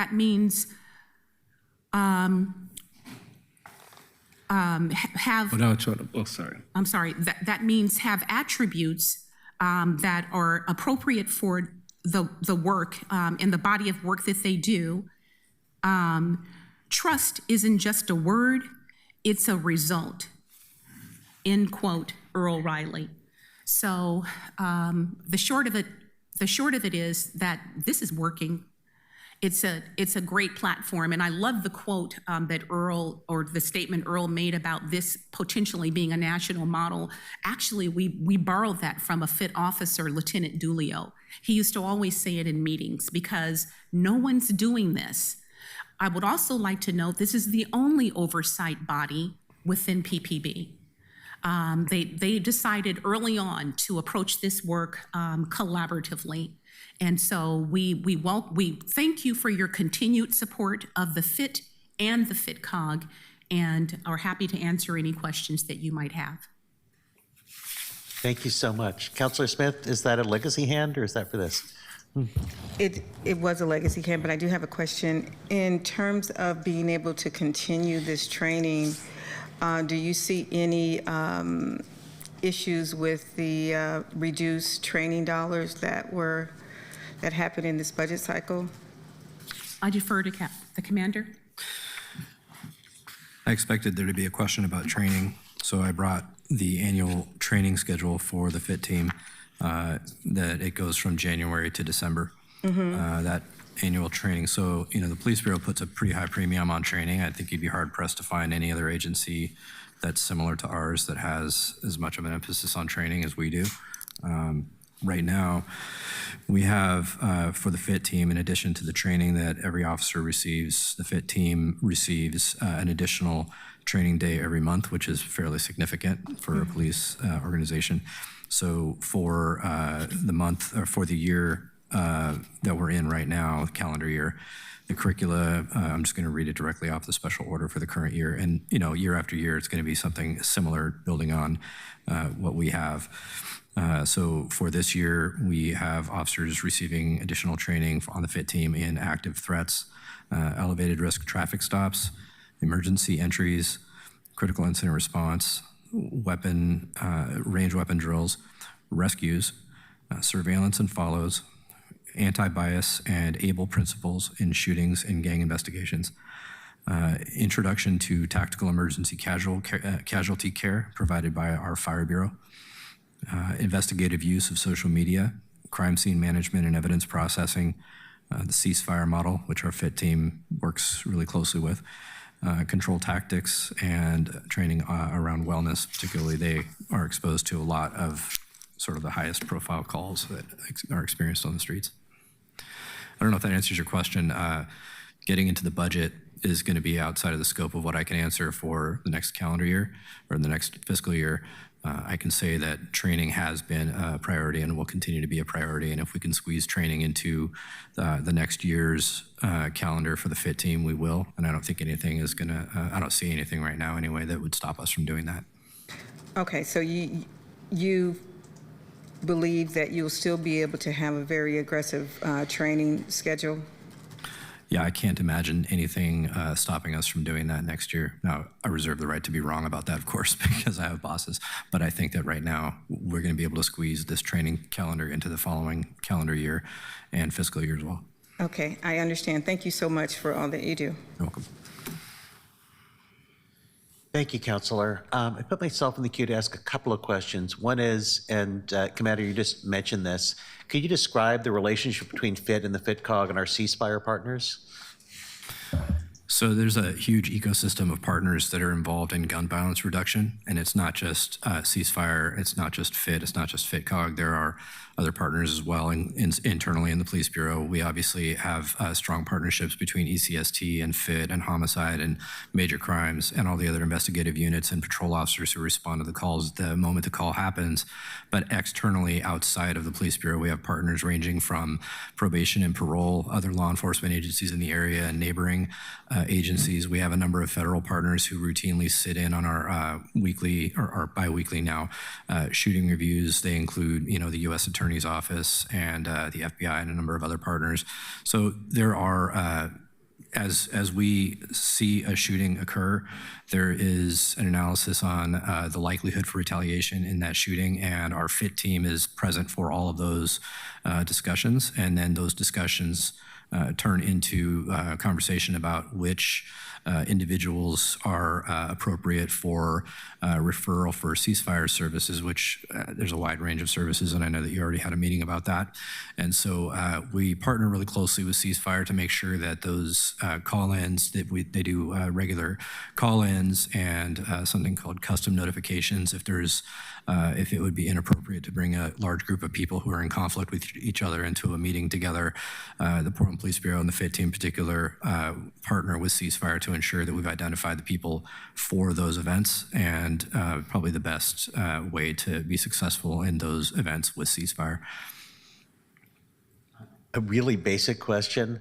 How many officers are in FIT and how many members are there of the FITCOG? Yeah, the FIT team has 12, we're authorized to have 12 officers and 2 sergeants. The police bureau is in a staffing crisis. I think we all know that. So we're not up to full staff right now, but that is what our authorized strength is. And FITCOG, we can have up to 15, but we currently have 9, and we're actively doing interviews right now. Regarding interviewing, I'd like to add that when they began this work, city council members were permitted to submit names to the mayor. I don't know why you haven't, but you are permitted to. The mayor solely makes appointments, and we welcome your recommendations. Currently, they've been taking recruitment applications off the NeoGov. From the NeoGov system. However, you are welcome to make recommendations to the mayor for members to the FITCOG, and we are actively recruiting. Thank you. And Mr. Riley, I think that you talked about engagement with the Community Police Academy, and I've gone through that a couple of times, and I was just curious what that engagement is. I mean, are you involved in reviewing that and trying to figure out ways to make it more realistic or more valuable? Just hold forth on that, please. I know we have been to several trainings there, and it's just kind of like to get the COG kind of familiar with the trainings that the FIT goes through and that the PBB goes through. I'd like to add that we require this of every member of the COG. It's part of their orientation to enter into the CPA, the Community Police Academy. Everyone has reported we've had mixed reviews. In fact, one of the recommendations came out of a member's observation there, but pretty much members have expressed gratitude for going. It's very well done, and they've learned a lot about police practices. So the group does support the academy. Thank you. Councilor Canal? Thank you, Chair Novick. Thanks everybody for being here. I appreciate the members, like the list of names you mentioned earlier, Terrence and Gina, and all the work that they've done, Juma as well. I appreciate the staff as well. Edith, good to see you. Liz, good to see you. Mila, Commander Crooker, and more. Full disclosure before I start, I worked with FITCOG and supported their work in my old job from July 2022 to October 2024. Couple comments and I have a couple questions at the end. I've done some ride-alongs and one was with FIT with Officer Hubert. Specifically, I look forward to doing one with ECST as well. I think it was really helpful for me personally to see and understand a bit of the work. I also appreciate, Commander Crooker, your point about the level of training. I think that's a really important part of this conversation as well. I understand that FITCOG was not an afterthought. I kind of saw the beginning of that development. I hope that next time we talk about it, we can talk about from PPB getting some context as to why the FIT's predecessors, which did not have an attached oversight group, were not as successful. I think that comparison point would be helpful. Also why they didn't continue, meaning I'd like the history as to why there wasn't a dedicated gun violence reduction oriented team at PPB at the time that the choice was made to create the FIT. FIT and ECST are examples of PPB focusing on a primary priority that I think is a consensus in this community, responding to gun violence and reducing the recurrence of it. The last topic raised issues of changing away from a culture of response or punishment to a culture of repair. It raised a concern for me that we can't even get majority support on this council to ask PPB to prioritize within the responses on things like prioritizing human trafficking over protest response. But FIT is a good example of that priority. is also the question of how that priority would be pursued. And that's where I think that historical context would be helpful, as well as more information on the claim of no complaints. That was a bit of a surprise to me. I know there was an internal review on cases like that of Tyrone Johnson, for example, and I might follow up for more information offline on that and understand what you mean exactly by that. Very interested in the FIT training needs assessment historical repository recommendation and the patches recommendation. I'll probably follow up for more on that too. I just wanted to get on the record something that I wish I had understood when I started working with FitCog in my earlier years. If anyone's looking at the word oversight in the name and thinking of it in a reactive way or a responsive way, a after the fact, let's hold you accountable for the thing that you did or didn't do kind of way, that's holding FitCog to a standard that's not the standard of FitCog. It's not the point. I think that what I learned during it is that FitCog is more actively involved during the conversation and frankly, prior to many of the occurrences that occur on a FIT officer's shift. They've at times called themselves a proactive oversight model. And I think that's really valuable to differentiate and very helpful to do. I think you referred to it here as guidance and mentorship in the slides. And that's valid and it's valuable. And that's okay, and it's different from what like a CBPA offers. So there's often a question of why is there a redundancy or something like that? There isn't one. They just happen to use the name oversight, the word oversight. So I think it's really helpful to know. It was good for me. My questions. Commander Crooker, you mentioned that there are an authorized staffing level of 2 sergeants and 12 officers. A lot of the officers that have been with FIT have been there for a long time, but the sergeants I know have rotated. Can you speak to how that works and if there have been any impacts of that? Yeah, I mean, maintaining continuity in a team when you have a change in supervision is always, a challenge. That's something that we pay attention to. The FIT team also has, as a result of that, we're currently working on a contract or a partnership with to make sure that we have enhanced training supervision for the lieutenant and the sergeants of the FitCog. I think for me, because I was there from the beginning, the important thing is to understand what the mission and the goal of the team is and making sure that the sergeants, sergeants are probably the most important leadership rank in any organization, that line level supervision is critical in making sure that we are going in the right direction. And, when we have sergeants come on, I make sure that we have really intentional conversations with those sergeants about the goal, the vision, the direction of what the team is, and ensuring that we adhere to that and that there is not a deviation from that into something that might seem easy to have happen in the absence of that close sort of oversight.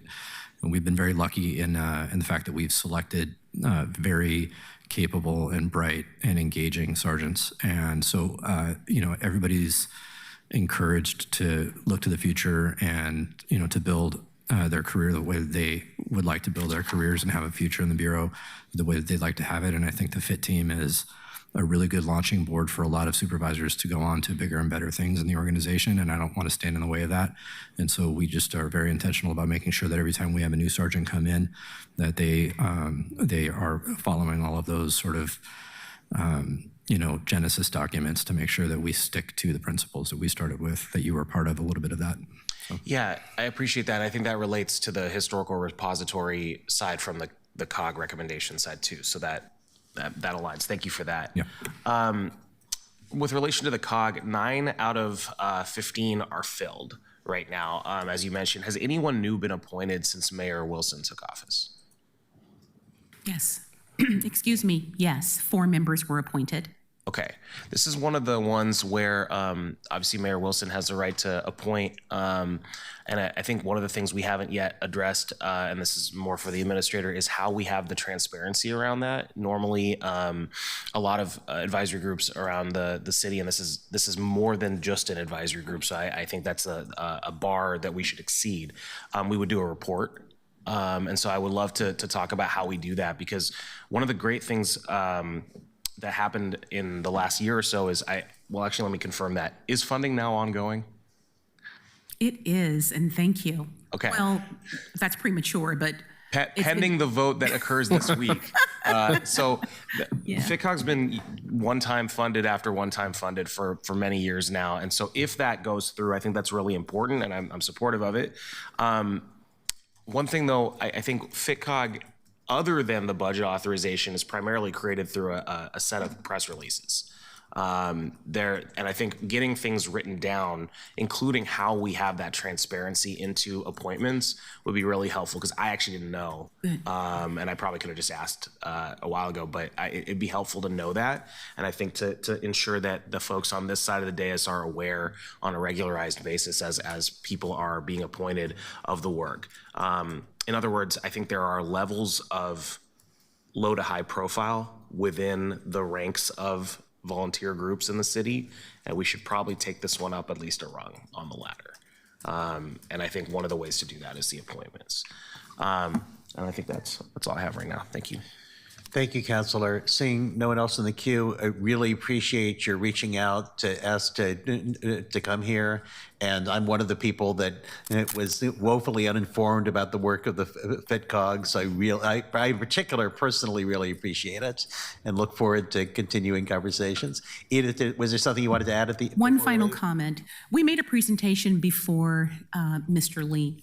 It was a little more comprehensive than this presentation, but we didn't have the time constraint. After observing our presentation and another advisory body's presentation, he asked, "Where do you see yourselves going from here?" And we were all like, well, where? We're so involved in doing the work. We're not thinking about where we're going from here necessarily, but we're not thinking about an end game. To his point and to Councilor Canal's point, we see ourselves, and I've discussed this both with the vice chair and the chair, as being more proactive as opposed to reactive in this body of work. One of the overall community sentiment in the ongoing survey that they're doing and what we've gathered so far is that residents describe gun violence as a related disorder describe gun violence and related disorder as a real and persistent issue, and expressed a strong desire for practical, balanced solutions rather than ideological positions. So it behooves us to be proactive in our work, and that's the goal, that's the aim. Thank you. Thank you so much. We're now going to, the council president has waited patiently to talk about a concealed carry, but pursuant to the council president's directions, I need to give everybody a 12-minute break. We will come back at 11:34.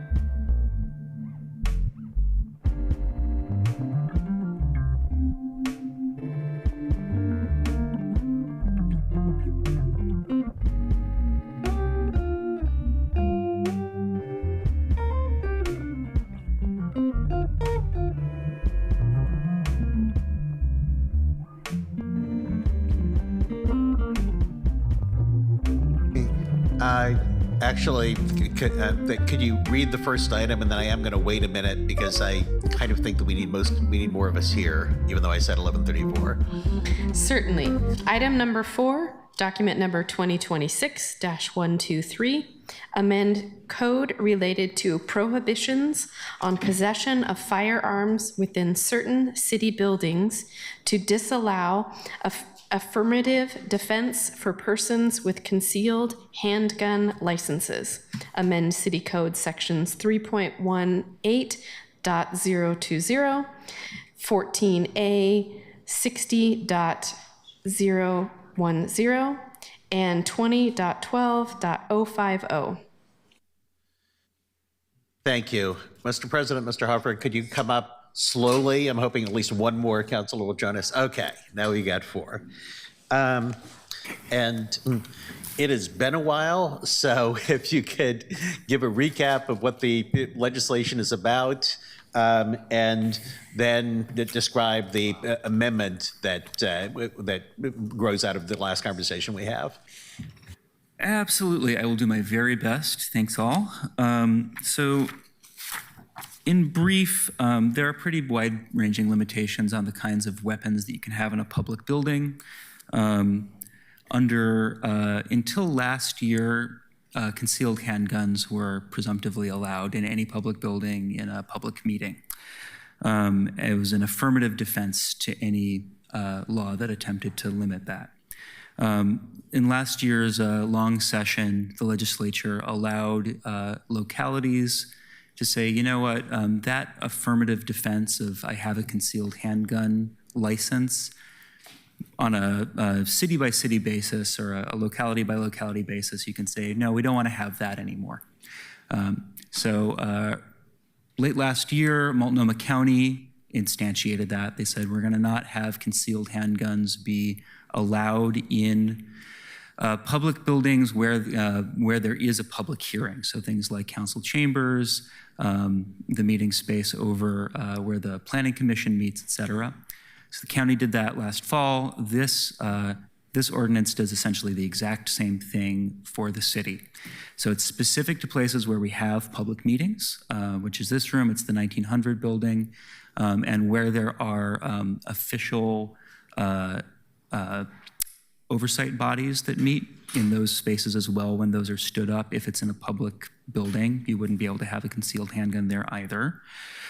And the actual code, there's 3 exhibits, so it touches the law in 3 places.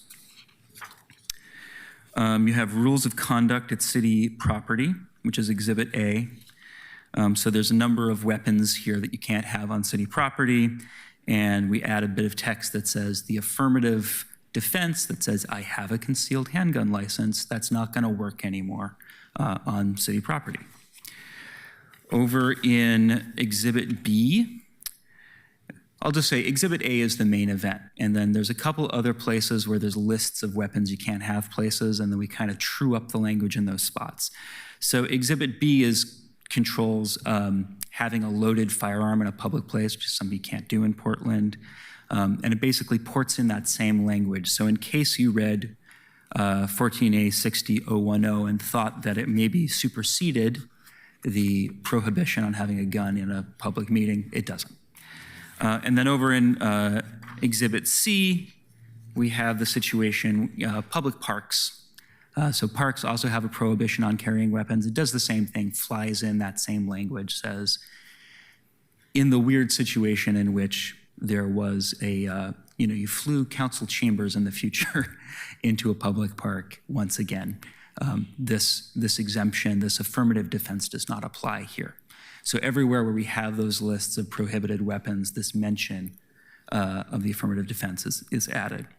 So that's what this does, relatively narrow. There's 2 things that came up in conversation at the last hearing.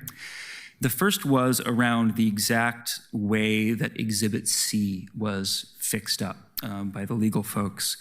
In that wording, we also added a reference to 14A 60.030, which is this sort of relatively new description of tear gas and pepper spray and tear gas canisters. The way that this was worded would seem to make carrying pepper spray for personal protection, for personal defense, a mace canister or something like that, presumptively illegal in a park. And if you're just passing through a park, that doesn't make a lot of sense. So what the amendment does is it takes out the word tear gas, mace, and pepper mace, which are together in the first prong. There's like 2 buckets of kinds of deleterious aerosol agent in the relevant code, and says, all right, that's not something we're going to list as presumptively illegal. Instead, if you go up above, it would just be categorized as any object carried with the intent to threaten or cause bodily harm to another. So if you're carrying that mace for your own protection, it should be okay. If you're walking around with a big can of bear mace threatening people, that would not be okay. So that's what the amendment does, just trying to be responsive to the questions from the dais last time.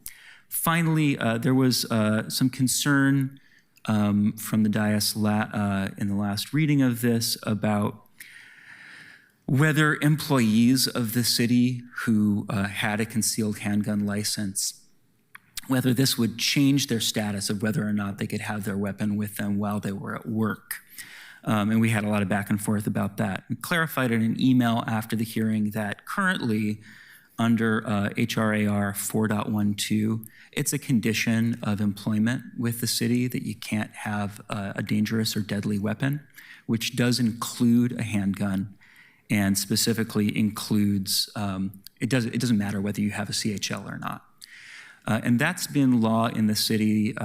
We went back into the sorry, you're right. That has been administrative rule in the city or binding city policy, not law, since 2002. That was when that was first passed in by council via ordinance. And it's pursuant to the option of an employer to contract freely with an employee. So that can be the conditions of contract, which is constitutionally protected as well. Anyway, so that's what this is. Thank you for listening to that somewhat long explanation, but hopefully we're all up to speed. Bless you. Councilor Smith, is that a legacy hand or a new hand? Okay. Thank you so much. But currently, just so that we're clear, folks from the outside can come in here with their concealed weapon permit and they're allowed to come in to City Hall. Yes, members of the public, sorry, for the record, Jamie Dunphy, Portland City Councilor. Yes, currently under the existing rules, any member of the public who has a concealed handgun license can walk through City Hall and be able to come into a meeting in a public space. But employees cannot. But employees cannot. Correct. Unless otherwise explicitly described in their job post, their job description. Okay. And councilors cannot. Correct. Okay. Just wanted to make sure, because I saw some folks coming in with their concealed weapon permit, and I was like, okay. Mm-hmm. Thanks.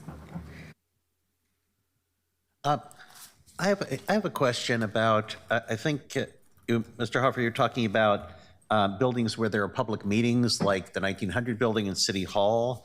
When I look at the language, it refers to buildings owned or controlled by the city for use for official meetings. And that would seem to me to include any official meeting, whether the public is invited or not. I would have to defer to the lawyers on that one. If we have legal counsel here, we may not. But if you'll give me a second to look into the code, I can try to answer that question a little better. I confess that one of the reasons I was interested in that is I was looking for some reason at the concealed carry rules in Oklahoma, and they ban concealed carry in buildings which I think involve meetings that the public is involved in. So I was curious as to whether this is the same as that or different. Councilor Zimmerman. Thank you. I am really, really hoping that everybody who's going to take a vote on this can think about some of the terms that we're using and that we have our kind of our facts and ducks in a row in terms of what it is that you're considering taking here. Last time it was almost confusing listening to this panel and the presenters talk about what it meant to have a concealed weapon.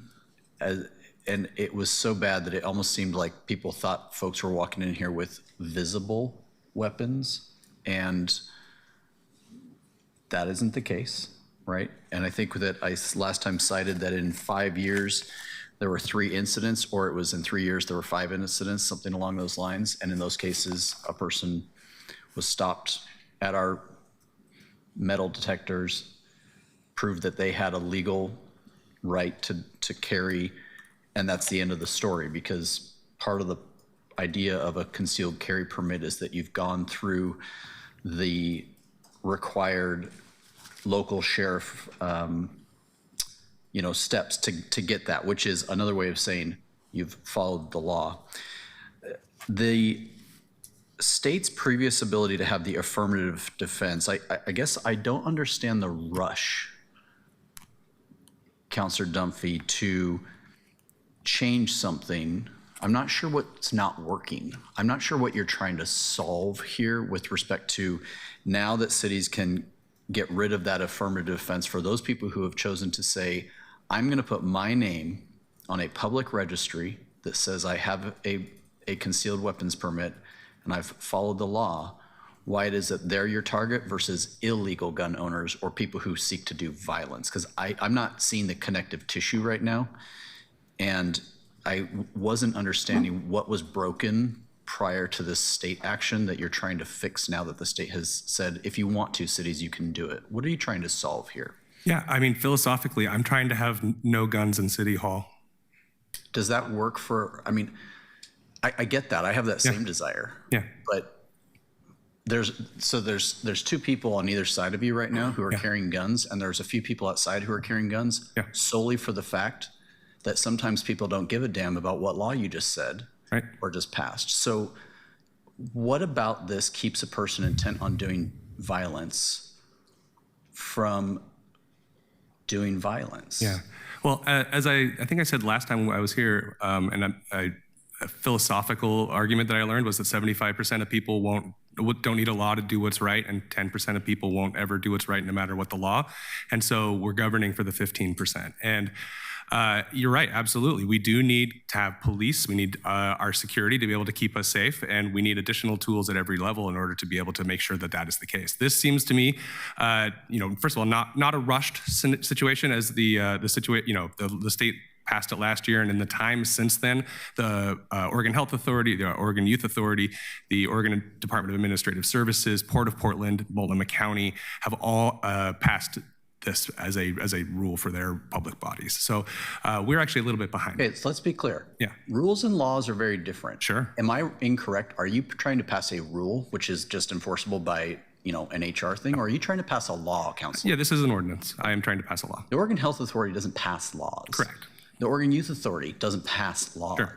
They pass policy in their place. The reason, this is what I'm hoping folks will really gear into, is I appreciate that there are policies, and those are applicable to the extent that that policy hits. But what you're asking to do is change a law. Yes. And so if a person violates this law in the future, what type of crime will they be guilty of or accused of? All the way through this, at the very end of the process, there is a felony charge. A felony, folks. So in their presentation, they tried to equate an HR policy, which, any employee is going to take that into their, I drove a county car once over the speed limit. I violated policy. By God, slapped me with a felony. My point is, let's not conflate the two. And I think you are conflating the two in a manner that is kind of disrespectful, frankly, to people who've chosen to follow the law and get a permit. And so an HR policy is fine to have, but a felony for otherwise doing what the state has said, here's how you follow the law. And so I am just asking us to please take a look at what this means. I want to give you one example from the staff from which they just presented. They're making some changes. And last time we talked a lot about mace, pepper spray. Hell, I think even Novick over here was talking about nunchucks or something. There was some weapon that we were all unfamiliar. It was a different kind of mace. That's what it was. Anyway, my point. I thought I was asking about the difference between dirks and daggers. Yeah. So my point here, I do appreciate those changes. I want to give credit where credit's due. I disagree that this needs to come forward, but thank you for addressing the fact that I bet we have employees today who have mace in their pocket, in their locker, or in their purse. That might be a violation of city policy. And no one will ever know until the day it has to get used. And then I'd say I dare the city to enforce that policy. So this is one of those, there's a silliness that sometimes it comes along with certain types of things. But at the same time, this change for parks was a really good one. I think that'll be an important, if you guys end up passing this, pass that amendment. But here's what the staff said. Mace for your own protection is okay. But carrying a big can of bear spray or intimidating others is not okay. And I would give to you, everybody, that is the exact example of the difference between an open carry of a rifle or even a gun on the hip versus a concealed carry. Because a concealed carry, one should never know that someone is concealed carrying. That's the whole point. And so in the sponsor's own language about why mace in a park is okay, I think they've given you why a concealed weapons permit holder should not be the concern if your concern is violence. If your concern is gun violence, in the list of people to be worried about, those who put their name on a public registry, ask for a background check, ask for a course, and carry a permit to do so, they're not the concern here. So if you have a concealed permit for your own protection, it's not okay. But if you have mace for your own protection, it's okay. But carrying a big can of pepper spray is not okay. But what are we trying to do here? So it doesn't hold up. And the consequences are why this matters, colleagues. This is not an HR policy. This is not an employment policy. You are asking to place a felony on those who right now under state law can do a thing. And you're saying we don't think that's the truth. If you think that we have this grand problem inside this building or any other Portland building with concealed weapon permit holders doing violence or threatening violence, I am all ears and I will help. But I have had 0 complaints in my time in office, and I've had 0 complaints in my time as a chief of staff or as a senior staffer at this government or any other. So I don't know what we're trying to solve. And if you are dead set on this, I hope you will at least consider that you are adding a significant legal risk to people who are otherwise following the law. And I think that deserves our pause. And I don't think that right now that this is going to make any one person or any group of people safer. Thank you, Chair. Thank you, Councilor. Councilor Canal? Thank you, Chair Novick. Can I just start by asking a process question? Are we currently still on the underlying, or has the amendment been moved? Still on the underlining, but if you'd like to move the amendment to put it to get it out there, I'd be fine with that. Although I expect that we might want to discuss the underlying a bit further before we get to vote on the amendment. Okay, then I will wait to do that so that we can have that conversation, because I think one of the things that we have an opportunity to do in committee is have the broader conversation. And I know this is something a few of us have talked about, so I do intend to move it. I think it's worth discussing, and I will get to that when I get to it. I struggle with a couple of the conversations here because there are many things that I agree with in what Councilor Zimmerman just said. I also know that there's we do not have the authority under the new form of government to write administrative rules, to write HRARs, even ones that apply to us evidently, which I think is something we have to get some additional guidance on, because that doesn't make any sense. And I think as an independent branch of government, we should not be subject to mayor's HRARs. Having said that, I also know that there are some questions that I think are not yet resolved. And I do think it's fair to say that there has been a recognition by the state that anyone can currently get a concealed carry permit going through a process in their relevant counties. And this idea that we all have to sort of honor each other's. And also that there was a gap that they felt was sufficient enough to allow local jurisdictions to address. not to address themselves, but to allow us to. And so to enable that conversation. I have a feeling that no matter what we do here, we're going to end up having this debate again at the full council. So I'm inclined to support having that debate at the full council because I know our other 7 colleagues will have thoughts on it. But I also know that we should have conversations around how to make this the best product possible when it gets there. And I think that the amendment is worth talking about in that context, but I'll wait to do that until everyone's had a chance.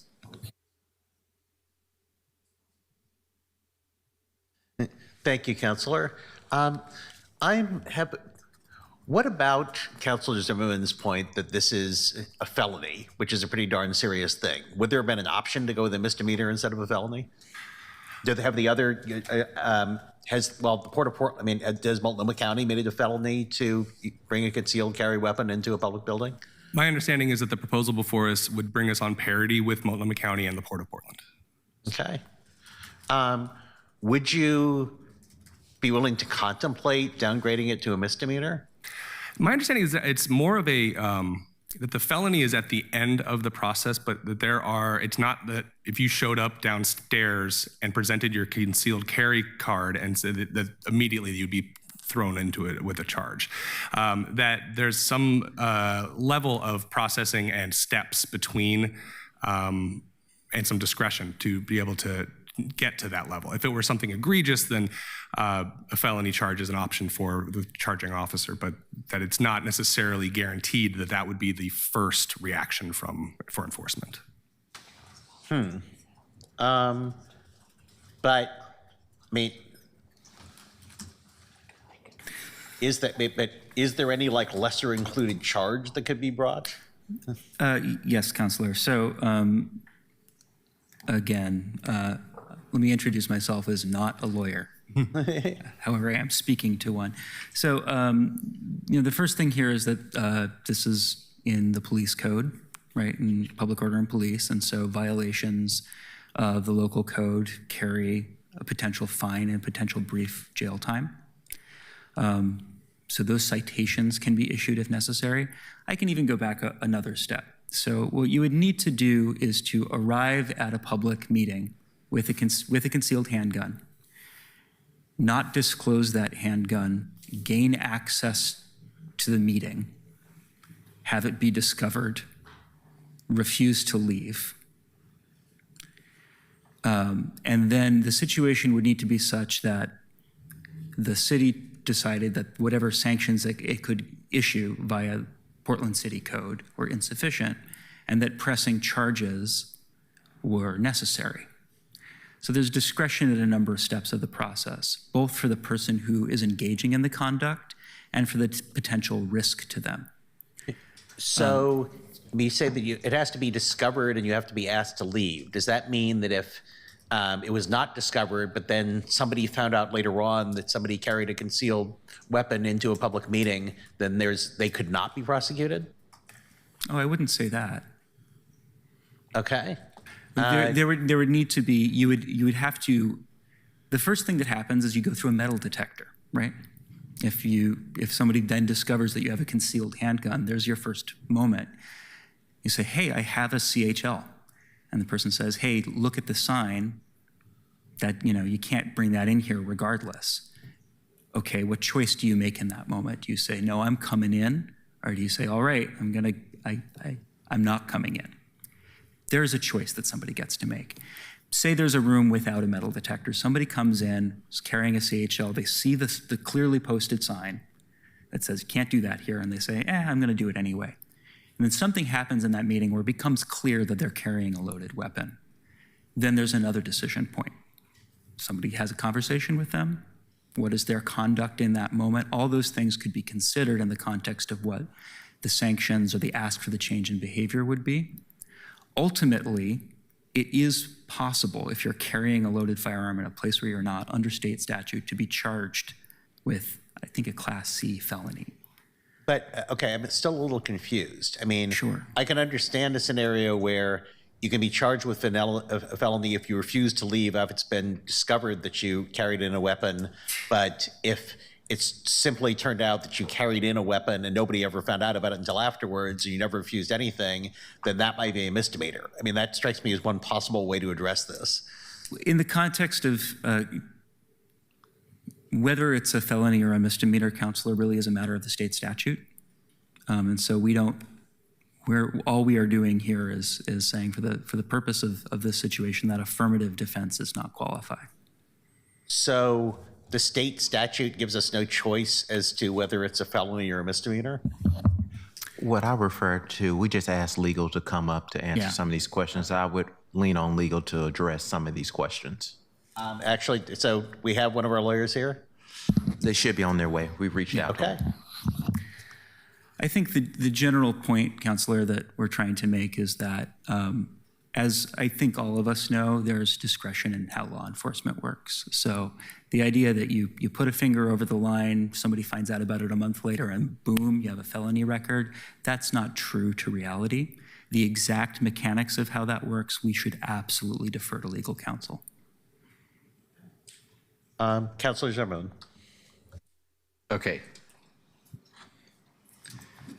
That conversation in context to a felony as the consequence should give everybody great pause. But I will also offer that conversation, I think, provides us with a much better option that gets the same intent without the harsh legal aspect, which is we can certainly say upon discovery you are excluded. And so if you we could say that, yes, Joe Schmo coming through the metal detector, you do have a CHL, but we have noticed this weapon that in the city of Portland's building is still not permitted. And you are excluded if you decide you want to come in with it. Same outcome, different stick. And if they choose then to say, no, I have my God-given and sheriff-given and state constitution-given right, I believe it's fully within our scope to be able to say, okay, that's fine, but you are then excluded from this building. And we have a host of, which we're all more familiar with, trespassing rules that could be applied here. I think that if your goal is that no person enter in with a weapon, even those who are legally doing so, that this idea of exclusion and using those rules are far more appropriate than what's being proposed. And I would say that allows the concealed weapon holder to make a choice instead of, because frankly, this after the fact conversation is alarming. After the fact, we're going to then maybe charge you with something, whether it be a felony or not. How about we just say, no longer does a CHL grant you the permission to come into a public building with a weapon on its surface if that building has a policy that says no. So if you guys are dead set on passing something, I'd say pass something closer to that, which is about upon discovery, and let's say they're sitting in the audience, upon discovery, ma'am, you cannot have that. I need you to leave City Hall for that purpose. And if they don't, then we have a law that says exclusion. We have a rule that says exclusion with the trespassing. We can do that. We don't have to put the threat of a felony against people who own and have a license as the thing. So I think there's an option here. I think we can work through it if we use our big boy and big girl brains and really want to get into this. I think we can do this, but that conversation, the back and forth about how it will be applied, should scare the hell out of us in terms of that's not how laws are supposed to be written. I worry about that a lot, but it is why local trespass policies, local what you can and can't have policies. You know what else you can't have in here? Big noisemakers. You can have a choice to leave that noisemaker at the door, but if you come in, we're going to trespass you with that thing. But we didn't threaten them with a felony on the back end if they bring in the noisemaker, right? So I think there's an expectation here for what the expectation is inside a public building and a public deliberating body space. I respect that a lot. Let's work in that space and let's amend this if this is really going to go forward. Let's amend this to not have a backdrop, which is a felony. because I think we can do everything that the council president and the sponsor is asking us to do in a more reasonable manner. Councilor Canal. Thanks. First, I'd like to just indicate that in the future, I think if there is going to be legislation that will eventually have a vote, I think in committee we should have an attorney here as a default item. I understand that we might need to have some conversations around capacity and staffing and all that, but I appreciate that. But I'm saying up here, and I appreciate Robert Taylor being here. I also note that our security manager's here, and I appreciate that as well. The discretion conversation did scare the hell out of me. Just fundamentally that I am concerned about the idea of there being a felony for some of us and not for all of us in that scenario. I am comfortable with the idea that there should be a consequence. I don't have discomfort around that because this is, I appreciate the comparison to a noisemaker. A noisemaker generally under the odds are probably 1,000,000 to 1 that they'll cause death. They're a lot higher with a firearm. So I do think and I don't think it's just a matter of same kind, different degree. I do think it's a different kind. At the same time, I am concerned about the idea of there being that much discretion. In the context of it, this is a thing I've been pretty consistent about as we've had the conversation around all of the debates that we've had that relate to the criminal justice system or law enforcement. So I'm interested in that conversation a little bit more. I couldn't find in any of the 3 pieces of code that were referenced a place where it said it was a felony, so I appreciate the conversation around its state law. Council President, could you speak a little bit more to, I guess, just build on what we've been talking about here with how this particular methodology, it sounds like we sort of were given an option by the state. We're looking at the state. I'm open to the conversation around, is there a better way to get to the same end goal? I think that's a good idea. And I think it's a good use of committee time. So I'm just trying to understand, what am I missing, if anything? But yeah, because I appreciate the intent very much. Yeah, I will just first start by saying I didn't actually author this. This came out of Bree Brown out of the city attorney's office. This was me working directly with the administration on what they see as a security gap as well. I'm happy to be the sponsor of this because anything that I think we can do to get guns out of public spaces is great. If there's a better way to do forward, this committee, that is the point of these committees. If this committee believes there is a better way to get the same outcome, I'm absolutely open to whatever you all decide is the best way forward. However, this specific language was not drafted by me or by Eben. We've helped, obviously, but this was coming from city attorney's office. And we do have the city attorney here to clarify the legal risk to individuals at this point. I personally misspoke. I was incorrect, so we should defer to Robert on that. Yeah, actually, I would like to, Councilor Canal, be okay to bring the city attorney up to answer some of these questions. Yeah. And as Councilor Zimmerman just muttered, it actually would be nice to have people in the administration who wanted to bring this forward here too. But yeah, because it inherently makes it more political when it comes from a counselor, right? So I appreciate you sharing that, Council President. You've seemed kind of, your answers in the previous session and this one kind of seemed like this was your pet project. And I think,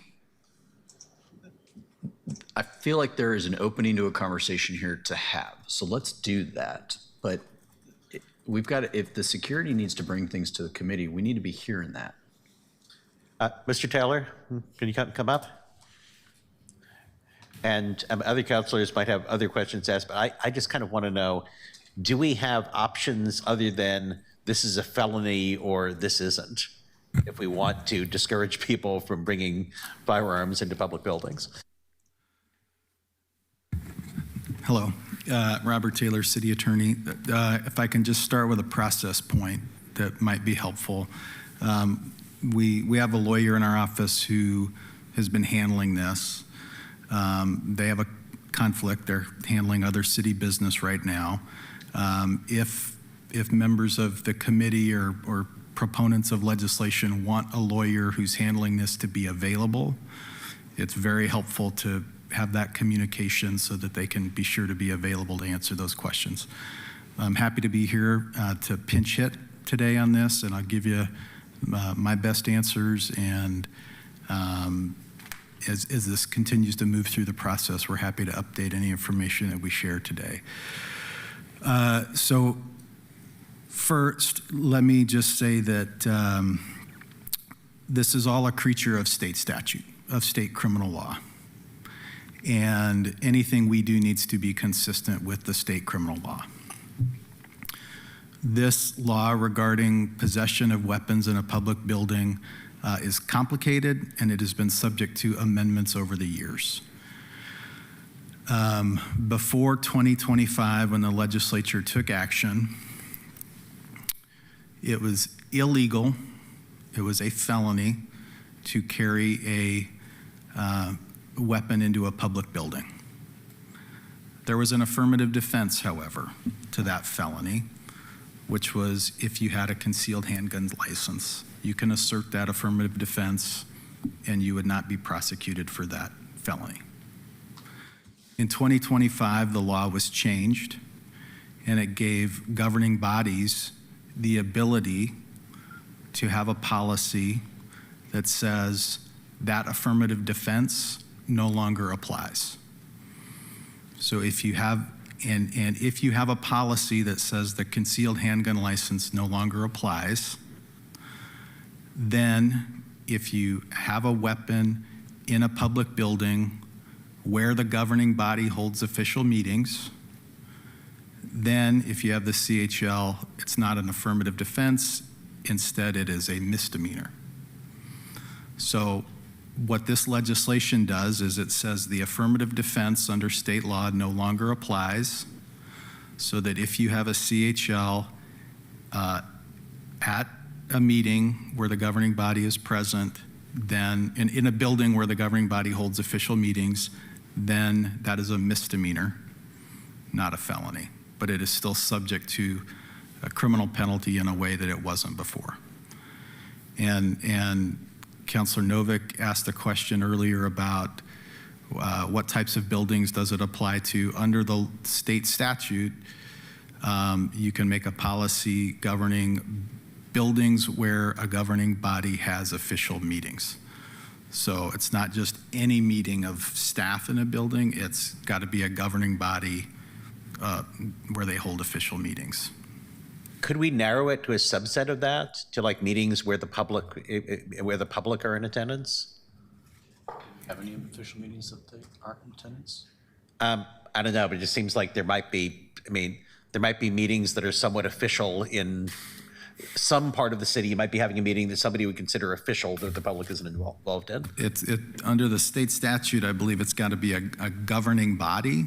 So Planning Commission, be a governing body. We have advisory bodies that might be considered governing bodies, but it's not just any building where staff meet, for example. So that's why the City Hall governing body meets. We have official meetings here, 1900 building, that happens there. Might happen in the Portland building. So that's the intent of the legislature, was to try to limit that so governing bodies could abolish that affirmative defense in buildings where the governing body holds its meetings. So they've sort of predefined official meeting in a narrow way. Well, they didn't really define what official meetings is, but it's in the statute. It's buildings where governing body holds official meetings. Okay. Councilor Smith. That was legacy. Oh. Thank you. Councilor Canal. Thank you for the responses. It's with relation to governing body definitions. So ultimately, what we're talking about is a decision that is directly made at the body. Is that a good way of because I understand the Planning Commission's piece. I'm a little concerned around, like, for example, the CBPA, Community Board for Police Accountability, is a governing body. And I just want to A, verify that, and B, kind of what's a what's the simplest way for us to articulate the difference on that? I mean, the simplest way to articulate the difference is a governing body is one that's subject to the public meetings law, and their meetings need to be open to the public because they are making decisions on behalf of the entity or making recommendations to the council. That's what a governing body is, and if you are one of those types of bodies, then you are also subject to the public meetings law, which I think is why the legislature used that term. So governing bodies are subject to the public meetings law. They need to let the public have access to the meeting. And so I think that's why the legislature constructed the statute that way. Okay, so anybody that makes recommendations to council, because council is subject to public meetings law, the same way a city council committee is subject to it, anybody that makes a recommendation to us is also subject to it, formally. Right. Roughly speaking, yeah. Okay. Thanks. On a somewhat related piece, if a city leases a building and we hold a meeting there, does that still count? I think the statute is owned or controlled by. So yeah, so if we lease a building, and you want to have city council meetings there, that would be the same as holding it in City Hall. Okay, and then we have no committee or council meetings on Monday or Friday, or Saturday or Sunday for that matter. How does that apply in terms of City Hall? Would it be only at times where it's meeting? Is it it's any building where we're holding it? I'm just trying to get these things on the record, by the way. Yeah.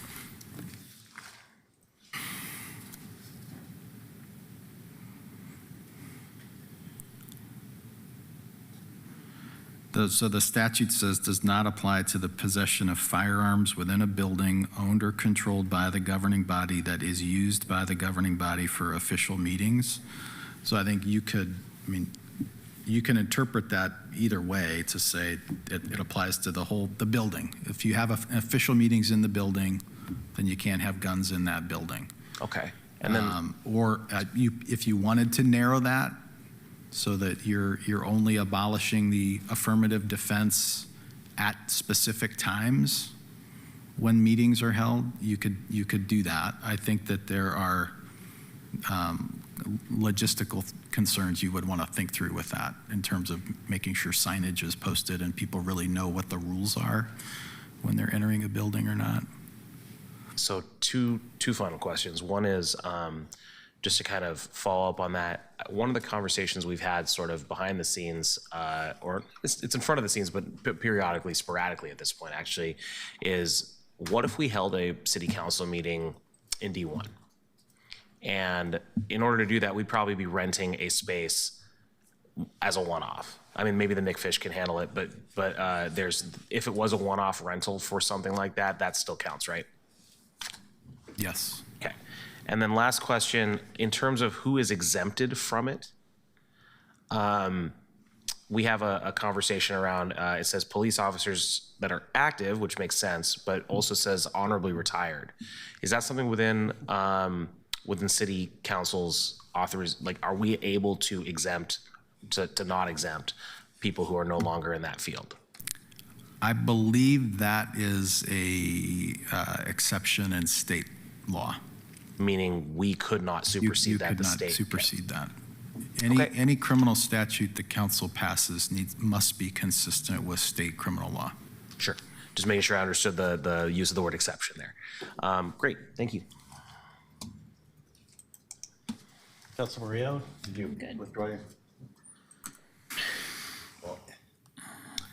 So this is a situation where I'm particularly frustrated by the public meetings law because I think based on this conversation, what I ideally would like to do is to sit down with Councilor Zimmerman and Councilor Canal has expressed an interest, and with Councilor Dunphy and with the administration and with the lawyers, and try to figure out if we can work out something that we can all more or less agree on. I can't do that because then there would be 3 members of this committee involved. But I'm sort of hoping, I don't think that we're prepared to vote on this today, and I think that there's no real point to moving the amendment if we don't know what we're doing with the underlying legislation. Well, actually, okay. Do you want to move the amendment anyway, Councilor Canal? I do. I think the question of the what the consequences are is a lot of what we're talking about here.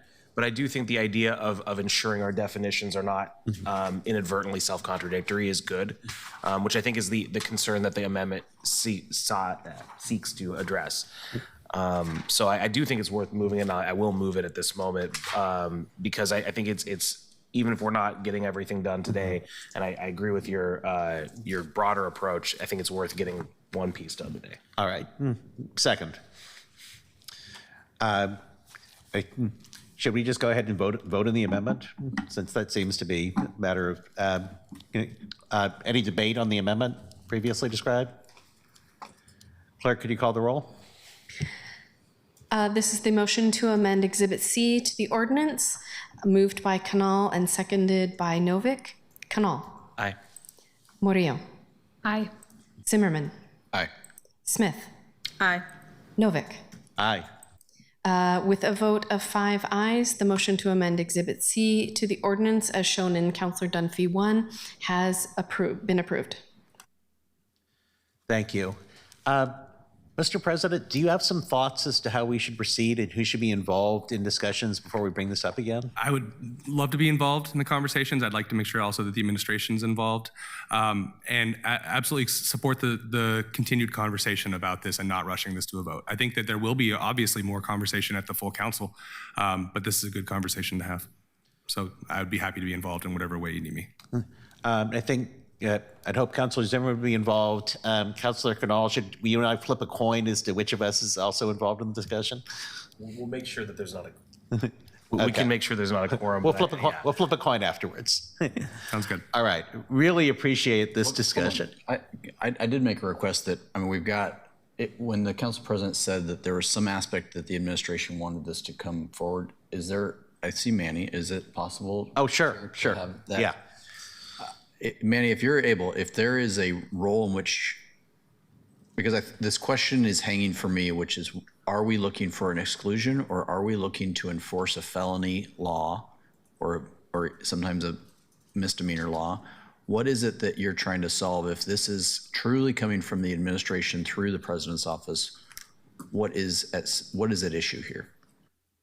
Well, for the record, my name is Manny Gurams, security manager. To step back just a little bit, this wasn't brought forth by security itself. This wasn't like integrated security saying, hey, we need to have it, this needs to happen. This is prior to, I think, everybody here on the dais and especially the CA. There was state law that went into effect that, prohibited having firearms, even if you had a concealed carry to go in. A lot of cities got upset because at the time, they were not included in that statute. So then the following year, I guess there was some folks that went to the state and said, hey, we feel like the city should also be included in this. We should have the right to also exclude folks that have a concealed carry. The city of Portland also went in on that. On my end, I would just say that's a little bit of the background, but on my end, I would just say that when it comes to this, somebody that comes in with a CHL and tells us up front that they have a CHL and shows it to us and then goes through the processes of what we have, which is give us a few minutes, we're going to contact PBB, they're going to send an officer and then verify your CHL. Once it's verified, I do not have an issue with that at all. That is actually somebody that is abiding by current law, is letting us know exactly what they have on their persons and is able to verify that they actually have, it's valid for them to carry that firearm. So not an issue in that aspect. In my concern is always for the person that has a nefarious reason why they're concealed carrying, they somehow are able to make it into so-called facility without us knowing about that. That is the concern. In the big picture, more guns do not make areas more safe, but I also understand the reality of the world that we live in currently. So I would just I would be very comfortable with the idea of just saying, hey, if you refuse to leave, we understand you have valid CHL. We ask you to leave. You cannot come in because of this rule that we have, this code. You are ejected from, or you're not welcome to come in for this. Usually, I'll just tell you that most folks will abide by that the next time they come back. So there's a reason to say like, hey, we need to have a trespass for more than, for long term if they understand what the rules are. So that's how I feel about it. I don't think it should go automatically to a criminal matter, since they are abiding by state and state law and state rules.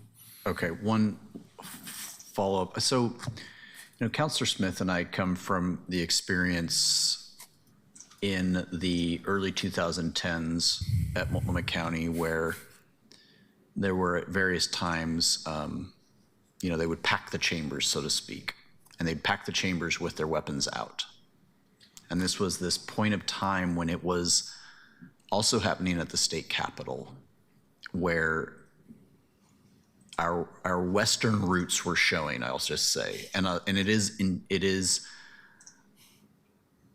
not inherently unsafe, and it is inherently, I'm missing the word here, but it's intimidating. Thank you, Counselor. It's inherently an intimidating moment, and I say that because as I look at this crowd,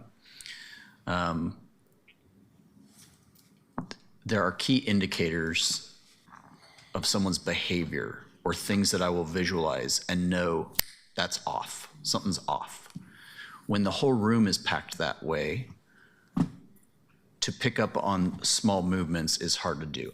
That's just me being incredibly transparent. So having a whole room of folks with weapons on their shoulders, on their hips, et cetera, not great. Not a great look. As a weapon carrier myself, as a CHL holder myself, I find it stupid. I think that has, in some communities, the presence of a CHL has been a way in which people were getting around the exclusion of weapons inside official chambers. And I think it's perfectly reasonable to say that is not acceptable. And I think that's partially where this state law is coming from, that can't be an excuse for an intimidation tactic. And I think that that's reasonable to talk about. And I appreciate the direction that you're going, Chair. I think that we can work this out. There is more here to work out if our whole goal is to exclude weapons from a deliberative body's decision-making place. But it's also a small part in which we're carving out, right? Councilor Smith has an office in East Portland. Since the body doesn't meet there, this does not apply to that office, even though she's a member of this body. But until we go as a group, that's not a body, right? To Councilor Kanaw's points, I think that those things that we're really talking about, a few buildings only, which is why I think it's appropriate to talk about what is our exclusion policy. And we can say something like the city of Portland now has state law that say we don't actually have to recognize that a CHL must be allowed to be permitted in. I think that's a reasonable discussion to have. But it worries me when we go down the path of criminal enforcement. And so I'd like to continue that conversation. I appreciate the nodded heads. Manny, I thank you because I actually approach it very much the way your conversation was, is like, we're gonna identify, we're gonna know. If we say they're excluded, most people are gonna say, okay, I'm out. Or I'm gonna go put it away somewhere. But I also add one thing that is a concern in here is I don't wanna do anything that adds to the prevalence of guns being left in cars. The DA would slap me sideways if he knew we were doing anything that gets people to go leave their guns in cars. Because I don't wanna say the majority, but a tremendous amount of stolen weapons are coming from cars because people leave them in there because they couldn't take them to a place, et cetera, et cetera, et cetera. It's wild, actually. It would shock the pants off you when you start figuring that stuff out. So let's keep working this. There's a route here that doesn't have to be a hard yes or a hard no on what came to committee. And I think that it is fair to say we're trying to solve against what I would say was an intimidation tactic from 10 some odd years ago. And I'm sure it's happened more recently in other communities in Portland. I'm just talking about my experience at Multnomah County, and it probably happened here too. Thanks, Chair. Thank you, Counselor. I hope that by the next meeting, we can work things out so that we either have an agreement or we know what are the insoluble disagreements, but we can't guarantee that. But let's work towards that to see if we can take some action on July 7th. Thank you all very much. This meeting of the Community and Public Safety Committee is right on time, adjourned.